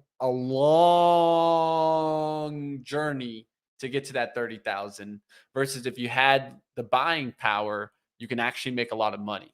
The truth is you have to be good though, right? You have to be good if you're going to make money also. Like we always say, like you got to build that process, right? Because whether it's a small account, bigger account, whatever size account, you need skills to keep it in the green. And so what I would say is just look at this for the people that, don't have the $30,000 to throw into a day trading and get out of the day pattern rule, right? Day trading, yeah. And that's what it's all about. The PDT, get outside of the PDT, right? Some people can actually trade and getting out of the PDT would help them. Some people should stay inside the PDT because it'll probably hurt them to overtrade. So you got to find what works for you. Wisdom bringing up a couple of interesting comments here. Don't forget Wisdom, who's been an active participant in our show here for a long time, has been using a prop account and has been open about that from the beginning. Wisdom says, I love my prop account. It allowed me to gain my personal portfolio to over 300K. If I did not use it, that would have taken me 2 to 3 years. I'm assuming you mean 2 to 3 years more. So yeah, that's totally get it. Wisdom also goes on to say it's also motivating using bigger sums of money. And that can be true, especially if you're not used to it. That can kind of help coach you and prepare you for when your own account has higher levels of funds in it. So really good stuff. And just to clarify for James here, he wants to clarify, do we need to put up funds to prove trades or we prove we can make moolah? So that what you're doing is you're doing the eval account, right? The eval account gets you that account. Once you pass that, you'll have to stick to the rules, right? But after you stick to your rules, after that point, you can start making the money, right? And so the big thing there is to, of course, if you're looking for a way to trade more, have access to capital, and go ahead and trade consistently, like not have any worries of, hey, I'm going to go and trade with 150 shares of Microsoft. Well, how many smaller traders are going to be able to do that? Let's just be honest. Probably no one. So this is what that gives you access. It gives you access to capital. It gives you an ability to test your skills. And if you really have good skills, like Wisdom says, maybe you can build yourself an account and then get out of this and then maybe trade outside of the Yeah. profit split. Yeah. Trust me, I think Trade the Pool would be happy to see you go through their program, create that wealth that got you to the point where you could say, okay, well, now I can go ahead and do my own thing. Trust me, I know the CEO. He'll definitely give you a pat on the back and be like, hey, you did what we intended this to do. Yeah. It's to help others get the opportunity to have that potential success that they're looking for, right? If you've ever said to yourself, I can do this, I just need a higher balance, then a prop account is probably a good thing for you to try out, because you don't need to put all that money up in order to gain that additional buying power. And then you can see if your strategy actually holds up under real trading. Because I'll be honest, and we've said this before, and I'll say it again, paper trading is great. And I paper traded when I first started. I recommend people do it, especially to learn the platform that you're on so you don't make mistakes, because that can really be terrible. But when there's real money on the line, it's different. And even if it's a prop account, it's still real money on the line. And I think that that's actually going to help you. So again, if you've ever said to yourself, God, I can do this, I just need more money, a prop account might be a really good fit for you. And Trade the Pool has given us a really awesome opportunity here. Yeah, and the chat mentioned something that I would definitely say, yeah, today's one of those days where it's a learning lesson, and I think it's very important always to learn. Today's learning lesson is maybe not trade big before Jerome finishes speaking. Maybe wait to trade big after Jerome has spoken. So, hey, we live and we learn, right, team? Sometimes it's going to go well. Sometimes it's going to go red. There's one thing that's for certain. We'll keep it real with you guys. That's what it's all about. Yeah, I mean, that was the plan from the beginning here, right? Yeah, don't go in too big. Yeah. Yeah, and you guys are gonna see it, right? There's gonna be days where I struggle. There's gonna be days where I do really good, and there's days where I'm feeling like I'm reading the market really well, and there's days where I won't be, guys. I think that's what it's all about, guys. Find what works for you. Plug trying to make a little bit of an up move today. SQQQ's topping a little bit there, as I'm starting to see a little bit of a wick here on the 5-minute. We'll see what happens. Will we continue to leak on the day? NVIDIA is starting to leak right back down. And I mean, just imagine the traders that traded NVIDIA today on that pop. Look at that. I mean, you get this big, probably one of the best candles that you can on technicals. And so sometimes, you know, I talk about this all the time, right? We talk about like patterns. This is as good as it gets on the pattern wise. And now you're knocking that down. You're right back down through that, right? That's a big bullish engulfing candle. And so you would show strength to the upside. But are we showing strength to the upside now? No, we're showing strength to the downside now. And so that's where it gets very difficult. Real quick here, I'll go back to you, Mitch. Johnny is asking, what are your thoughts on Disney? This is actually something that the Happy Hour crew has been discussing recently. 13, if you're there, I'd love to hear your thoughts. You've been spot on with Disney for a long time here. One of the things about Disney here, looking at this daily chart, this sure looks like this wants to go lower. I know there's the whole go woke, go broke thing here with Disney. Really, the other issue with Disney is that the content's really not great. They've had a lot of flops with some of their movies lately. If you take a look at this chart, it sure looks like it wants to break lower. The one thing to note here is that we are at a support level. These mark the COVID lows. So we'll see if Disney actually breaks down. I don't have a position on this, so I don't have any money behind my opinions here. But to me, this looks like this might go lower. 13 saying Disney, he played puts yesterday, sold for 100% profit. That's my thought. So money is 13's thought. Is anyone surprised at that? Come on now. And yeah, you are getting a little lift there in that FULC. We'll see if it lifts through 560s and starts to push. Man, that Kraken went all the way back down to 150. I'm trying to load it up here, but I'm misclicking Here, you everything. can click it on mine. I have it here. I'm just going through like some list here. Oh my God. What a knife and breakdown on Kraken. Holy cow. Man. Holy cow. That's what I was expecting on Carvana. You know how it goes, guys. And Disney, I've said it. I think $50 for Disney. That's how bad I think for Disney. Oh, let me tell you something though. So I'm not a huge fan of the company or anything. If Disney traded down to $50, I would be buying. Okay. I would be buying. If Disney goes to, I'll just put that out there right now. If Disney goes to 50, I will buy. All right, guys. You guys heard it first. We'll keep Brian honest when we get Keep there. me honest, baby. When you get there, I'll let you know, my friend. Did you say 30 was your target? No. Oh, I said when we get there. I was like, damn. If it was 30, I'd short right now. If it was 30, I'd short right now. I just think we get through kind of like pandemic lows and just keep going back. I mean, you can look back on this chart. This chart's not looking good, guys. Whether you want to think about it or not, right? I mean, you can go back as much as you want on the charts, and it doesn't look good on the charts. Yeah, Lynn's bringing up a good point. Buying Disney is a bet on Iger or maybe even a new CEO. That's a good point there. 13 saying, honestly, Disney should be a $200 stock, but they've angered audiences and their parks are too expensive. If the consumer's wallet is going to get squeezed, that's fewer people in their parks and on stream. That's spot on right there. I highly doubt Disney ever goes back to 200. I would just say that. I really doubt it. And it just... it's a dying brand in my eyes, and until they need to do something new. Biggest thing is I think Iger is in with the old, not with the new, and that's my biggest thing. I think they should personally let go of Iger. The only reason they don't let go of Iger is because they don't have someone better to replace him. So it's kind of like, we're not just going to let him go because there's no one else that's going to come in and change it. And so for me, I think they're just in with the old, not with the new. How about that SQQQ or SOXL trade? That worked out really well. You got a full dollar on that now.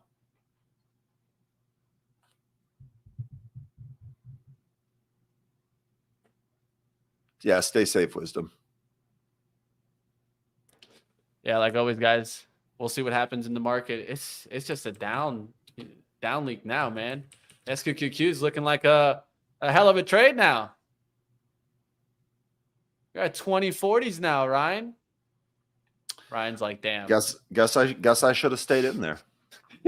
Ryan's like, yo, slide me 100 shares back from from my entry, please. Hey, look, the reality is I could have always rebought, but Mitch, I mean, sometimes like when I make just like a really good trade on that, like one of the things that I try to do is I try to just not focus on it. Like maybe there's going to be another opportunity. And if I'm constantly looking back and being like, oh, I should have stayed in, I could have made more money, then I'm already in like almost like a victim type attitude. I don't want to do that, man. I don't got time to cry over missed profits. Just go find more. We are doing a job where the opportunity is nearly endless. There are opportunities every single day, no matter what the market conditions are. And if I focus on something that in the past too much, I'm likely going to miss more opportunities going forward. I don't believe in a no-win scenario. That's my boy Ryan over here, not believing in a no-win scenario, and I'm over here like, I got a bad feeling about this. I like it, Mitch. Oh man, look at Carvana now. Now it wants to come down, right? Maybe if Disney said AI, they'd be a $200 stock. Facts. They did. 13 facts. They did say AI, and that didn't even give them the lift, man. Come on. They even said AI, dude. And that didn't even give them the lift, man. And what about the metaverse? Aren't they going to be big on the metaverse?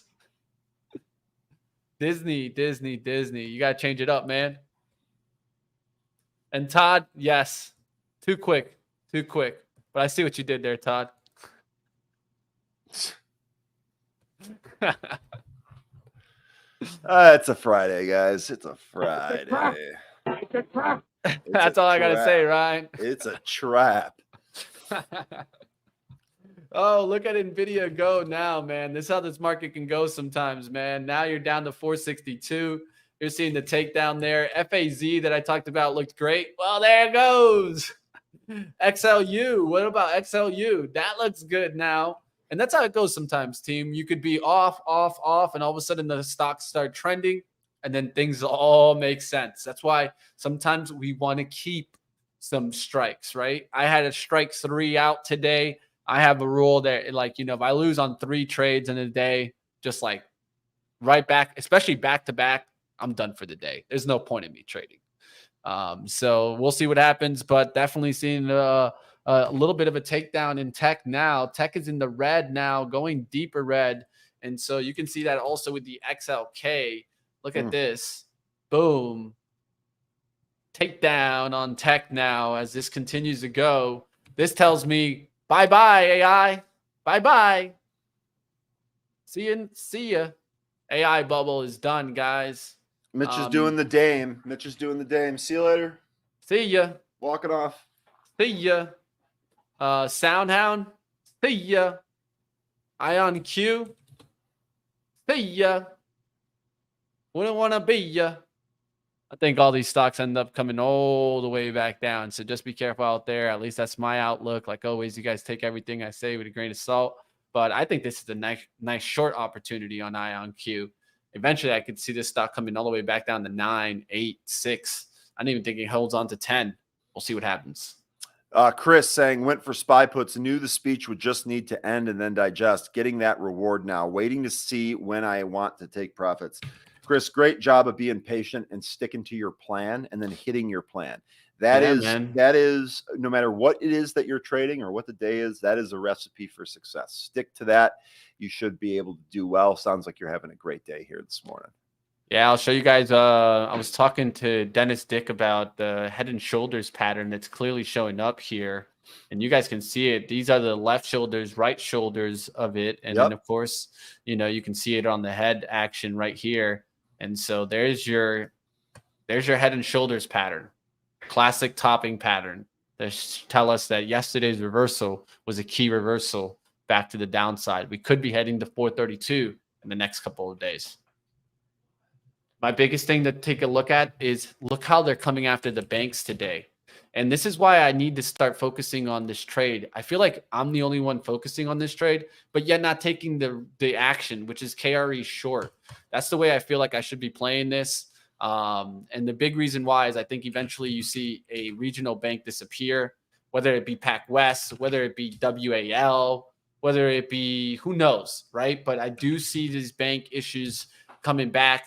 And that's what I think is going to be the next leg lower. So people try to ask me, like, what can take down this market? I think it's the bank talk that comes back in and we get some downside action. You're not alone in that, Mitch. A real smart guy from our happy hour program who's been trading for 40 plus years is short KRE right now. And that's like one of his main trades.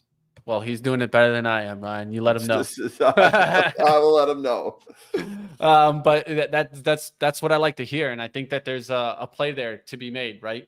I don't want to go after specific names because if they go to the bankruptcy, you know how that goes. Sometimes your money just gets locked up. So that's why I'm mentioning the KRE also, Ryan, because let's say if I shorted a specific bank and all of a sudden it gets a restructuring or goes into bankruptcy or just gets pulled off the market, right? I don't want my money tied up, right? Yeah. And then that's my biggest thing is, so I think KRE is a good way to look at that. For the day traders, FAZ seems to make sense in that case, right? I like FAZ as that type of vehicle that you can day trade if you're looking for that type of action. PNC coming down. There's some swing trades. You can maybe look at some of the bigger regionals to see if they're going to come down here. But look at the action in Bank of America, JPM, Goldman Sachs. The bigger banks even showing worries. And when the bigger banks show worries, yeah, I think we should be focused on that. Do we have Citi here? I don't think we do have the Citi. But looking around, team, what are you guys seeing? There's Citi. Citi's a disaster stock for sure. Everything was green. Now, the only thing green is utilities. Even that Hawaiian Electric has gone up, but it could come right back down. I mean, Hawaiian Electric is down 16% today. Yeah, I'm just saying from Oh, the you're open. saying bouncing from the open. Sorry. Yeah, I always try to focus from the open. Yep, my bad, my bad. No, you're good, Ryan. You're mentioning what it is. That's the overall percentage, right? I just focus from the open. That's just my kind of thing. So on Hawaiian Electric, I see that little pop above 10, and I'm like, ooh, do I go shorting off of 10s there? But no, there's no point in going after this. This could have been a stock, though, to definitely come after earlier in the account, right?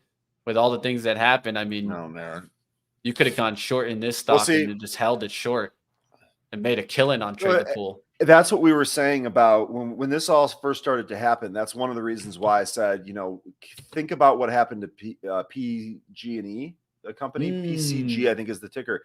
They had all types of problems and the stock price never recovered. So I understand the wanting to play Hawaiian Electric for a bounce, but I just don't know that we have enough information to do that. What about AMC to the short? I just avoid AMC. Kleenex tissues being discontinued in Canada. Why? What on earth is going on up there? I'm sorry, Mitch. I don't know what Kleenex, bro. Those Kleenex, bro. They get you. I mean, they get you. Oh man, the reason why I'm thinking the AMC borrow is ridiculous. So that's why I'm looking at it. But hey, who knows? All right, guys, that definitely slowed down. The market's just getting dragged. I missed this move. At least my man Ryan was able to kill it. So shout out to my man Ryan today, of course, coming from Detroit, of course, in the office. Not doing too bad today. Ryan, you did pretty well, my friend. It's about 10:53. We're going to start wrapping up here in just a few minutes and get you guys over to All Access. I'll say this. Trading, trading is a lot about comfort. And when I don't have my main computer and my main setup, my comfort level goes down. So I didn't really have a good week, but overall I'm happy with it. And we were able to catch some things here. We'll be able to apply that to what we're doing going forward. And I'm excited for Trade the Pool coming up. So I'm excited.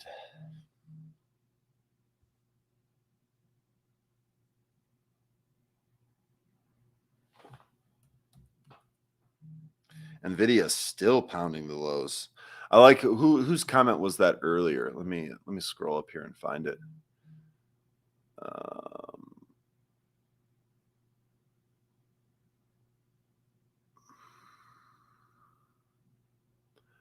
And Buglog, yeah, I saw your comment about Disney. You don't think it'll go to 50. I'm not sure it will go to 50 either. You're buying under 85.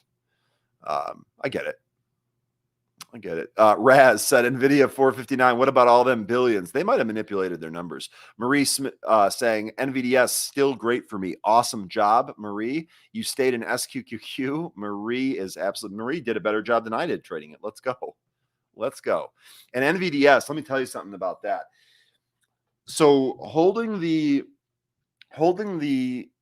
through earnings obviously was not the right move as it got smashed, but being able to scalp that back and use that to make the money back that I lost, there was a very, very gratifying sense of like, well, it was very, very gratifying is what I'm trying to say, to be able to do that. So glad it's working out for you folks.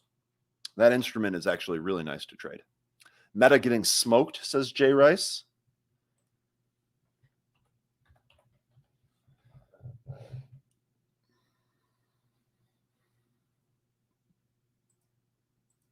Man, I'm having problems with search.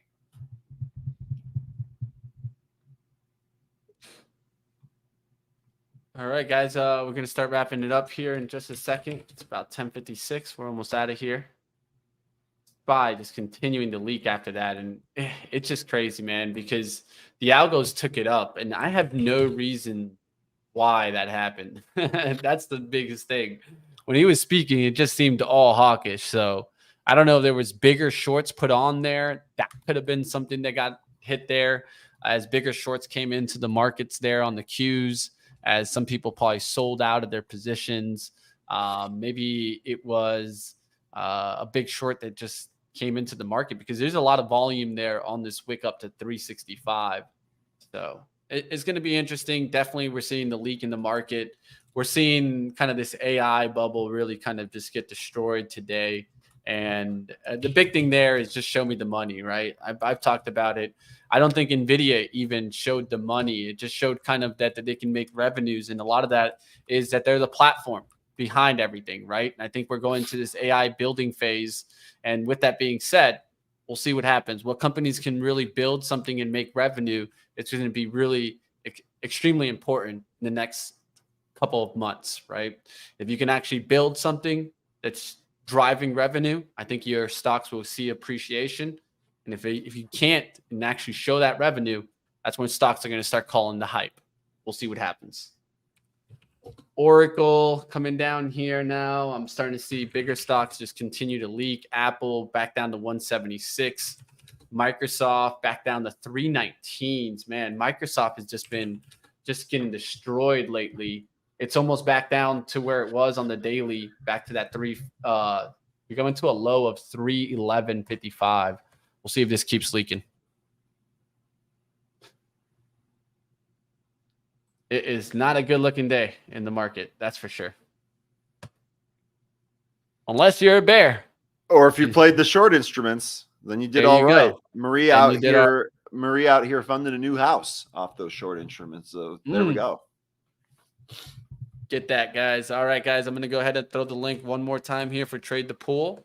And, of course, we'll be getting into more and more of that action next week, Monday. Don't miss it. Ryan Faluna coming into the Trade the Pool game. Yes, you guys know it. We'll be back at the home office. So it'll be good to have you back there. And it'll be good to get back to I miss some little bird noises. I'm not going to lie.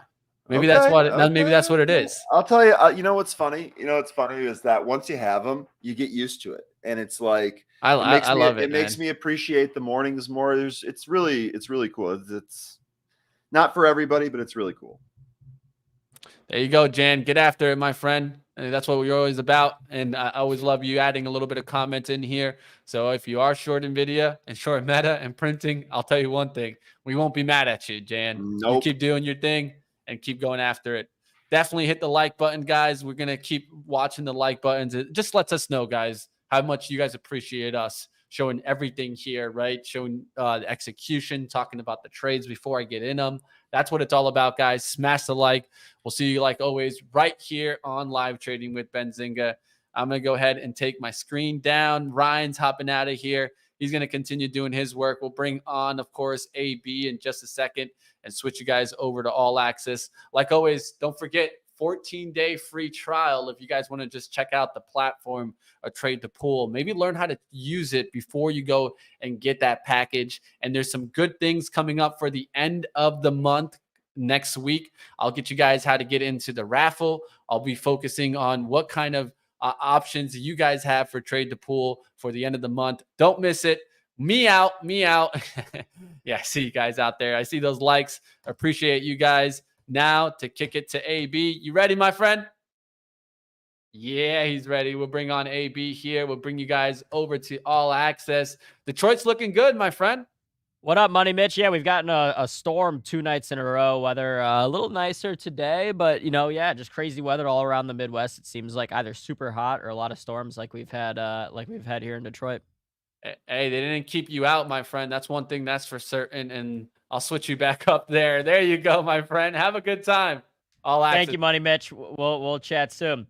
All right, guys, here on Benzinga's All Access, we love to bring you really exciting companies, get you guys some exclusive access when we talk to those executives. Today, we'll be talking to Hillstream BioPharma. I've got my man Randy Milby, the CEO and chairman, hanging out backstage. So without further ado, let's go ahead and bring Randy on Benzinga's All Access.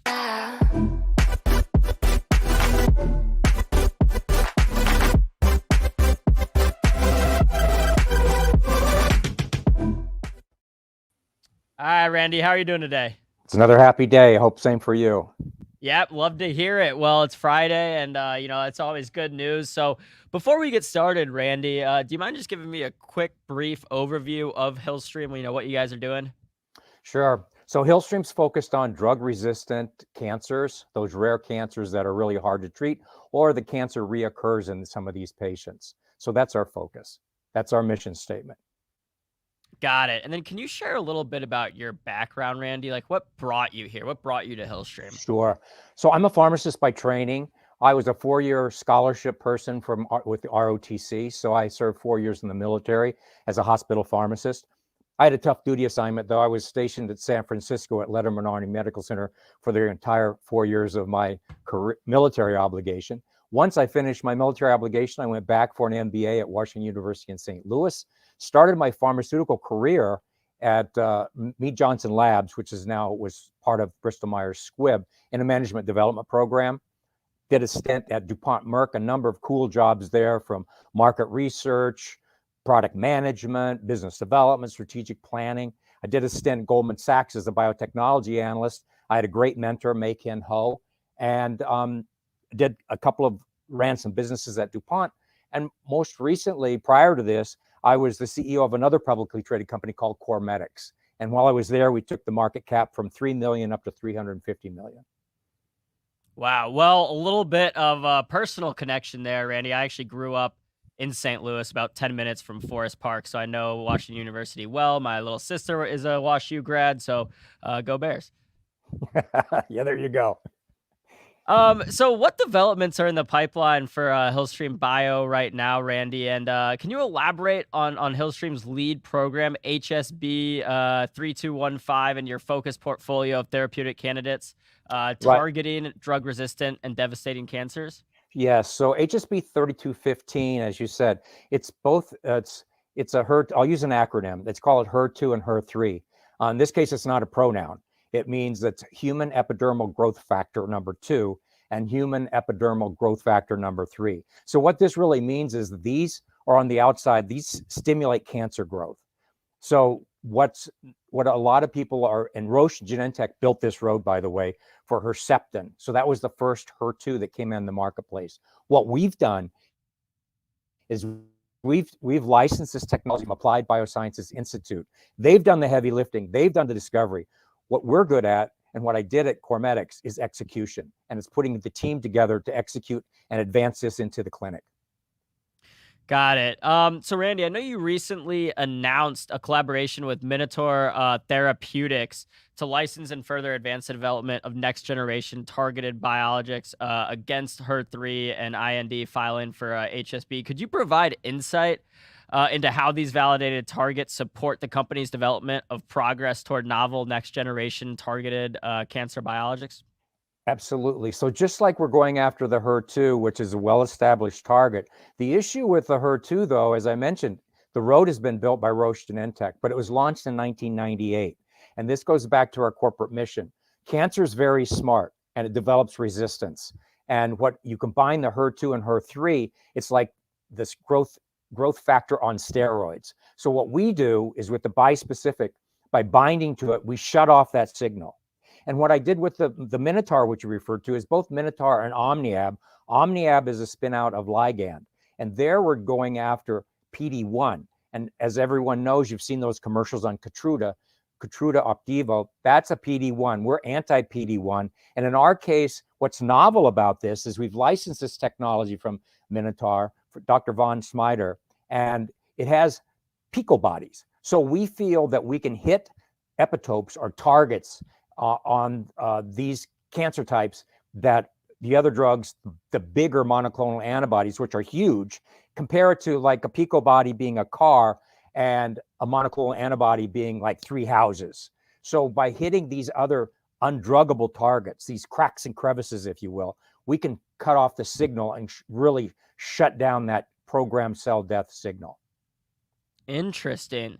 So obviously, cancer is kind of like a big, problem out there, which makes it a big market opportunity for companies. What's your long-term vision for Hillstream, Randy? So our long-term vision is to build a platform. So we're starting right now. I always tell the team, we have to get one through the keyhole, and that's HSB 3215. But we can build a platform on that backbone by attaching these picobodies and going into the ADC, which is antibody drug conjugates. And that's attaching a toxin to the bispecific itself. So you can actually do a 1-2-3 punch. And I say 1-2 because as you shut off the signal with the bispecific, you have a toxin that kills it. And then the 3 is the toxin leaks out and kills the nearby bystander. They call it a bystander effect. Kills the cells nearby. So those may be cancerous cells, but maybe they don't have an overpreponderance of HER2. So it's a 1, 2, 3 punch. And we're going to build a platform with different toxins. We have some proprietary toxins that we can attach for our ADC. We call it in our pipeline, it's 0059. Got it. So, and Randy, I mean, how is cancer research changing? What have been the biggest changes that you've seen over the last 5 years or so, maybe? Well, we can even go back longer than that. So when I started as a pharmacist, you know, it was chemotherapy, and chemotherapy not only killed the cancer, but it also killed the healthy cells as well. What you're seeing now is, if you attend to the ASCO, the American Society of Clinical Oncology, you're seeing a preponderance of this precision oncology. Precision oncology is just like we're talking about the bispecific. You're targeting that individual cancer cell. You're not targeting a healthy cell. As a result of that, you're getting longer, the patient's going to live longer and greater efficacy without those side effects that can be debilitating. That makes sense. And then, so Randy, do you have any, like, I'm going to ask you kind of for a hot take here real quick. How do you think AI and machine learning will, you know, do you think that will be important in the fight against cancer? Do you think, you know, in 20 years? Absolutely. Okay. No, absolutely. Explain that a little bit. So AI, as you know, is all about data. And in ecology, data is king. And that's as we advance our technology, and gather more data. But as when I talked about building a platform, we'll build out and collect a lot of this data on both on the HER2 or HER3, as well as on the pico bodies. And then you can use artificial intelligence to say, I would say it's more like Legos. Can you put these different pieces together and have greater efficacy? That makes a lot of sense. Well, Randy, is there anything else you would like to add today? You know, it's been a pleasure to learn more about Hillstream Bio as well as your story. Well, I think one of the comments that was made on the previous, just before we came on, was about execution. And what I would like to say about that, we're an execution story. So one of the things as a CEO, I have to identify what my weaknesses are, where we need help. And that's when I bring in the team. And the team will evolve as the company grows. But the first thing, as I said a few minutes ago, get one through the keyhole, generate that data, demonstrate that it works. And we have a platform of technologies that can fast follow. Just get one through the keyhole. I like that. I'm going to start using that in my life as well. Well, Randy Milby, the chairman and CEO of Hillstream BioPharma, that is ticker HILS, trading on the NASDAQ. Randy, thank you again for joining us today on Benzinga. Hope to catch up with you at some point in the future. Absolutely. Thanks, Aaron. No problem. All righty, guys. That was Hillstream BioPharma. Again, ticker HILS, if you want to go check out more from that. Well, guys, that's about going to do it for the show today. I'll leave you guys with looking at some overall indices. As the S&P 500 looks like it's coming back a little bit after dropping after Mr. Powell speaking in Jackson Hole. Q's coming back as well. I assume that means the Dow's coming back. Oh, yeah, the Dow's already in the green. So Dow it's slightly in the green, S&P and NASDAQ slightly in the red. So a little bit of a mixed bag out there, but hey, it's Friday. So, well, that'll do it for us today. Please make sure to subscribe to Benzinga on all channels. Give us a follow on Twitter, YouTube, you name it. Shout out Mitch. Shout out the live trading crew. We'll be back on Monday. Make sure to tune in. Have a good weekend, guys.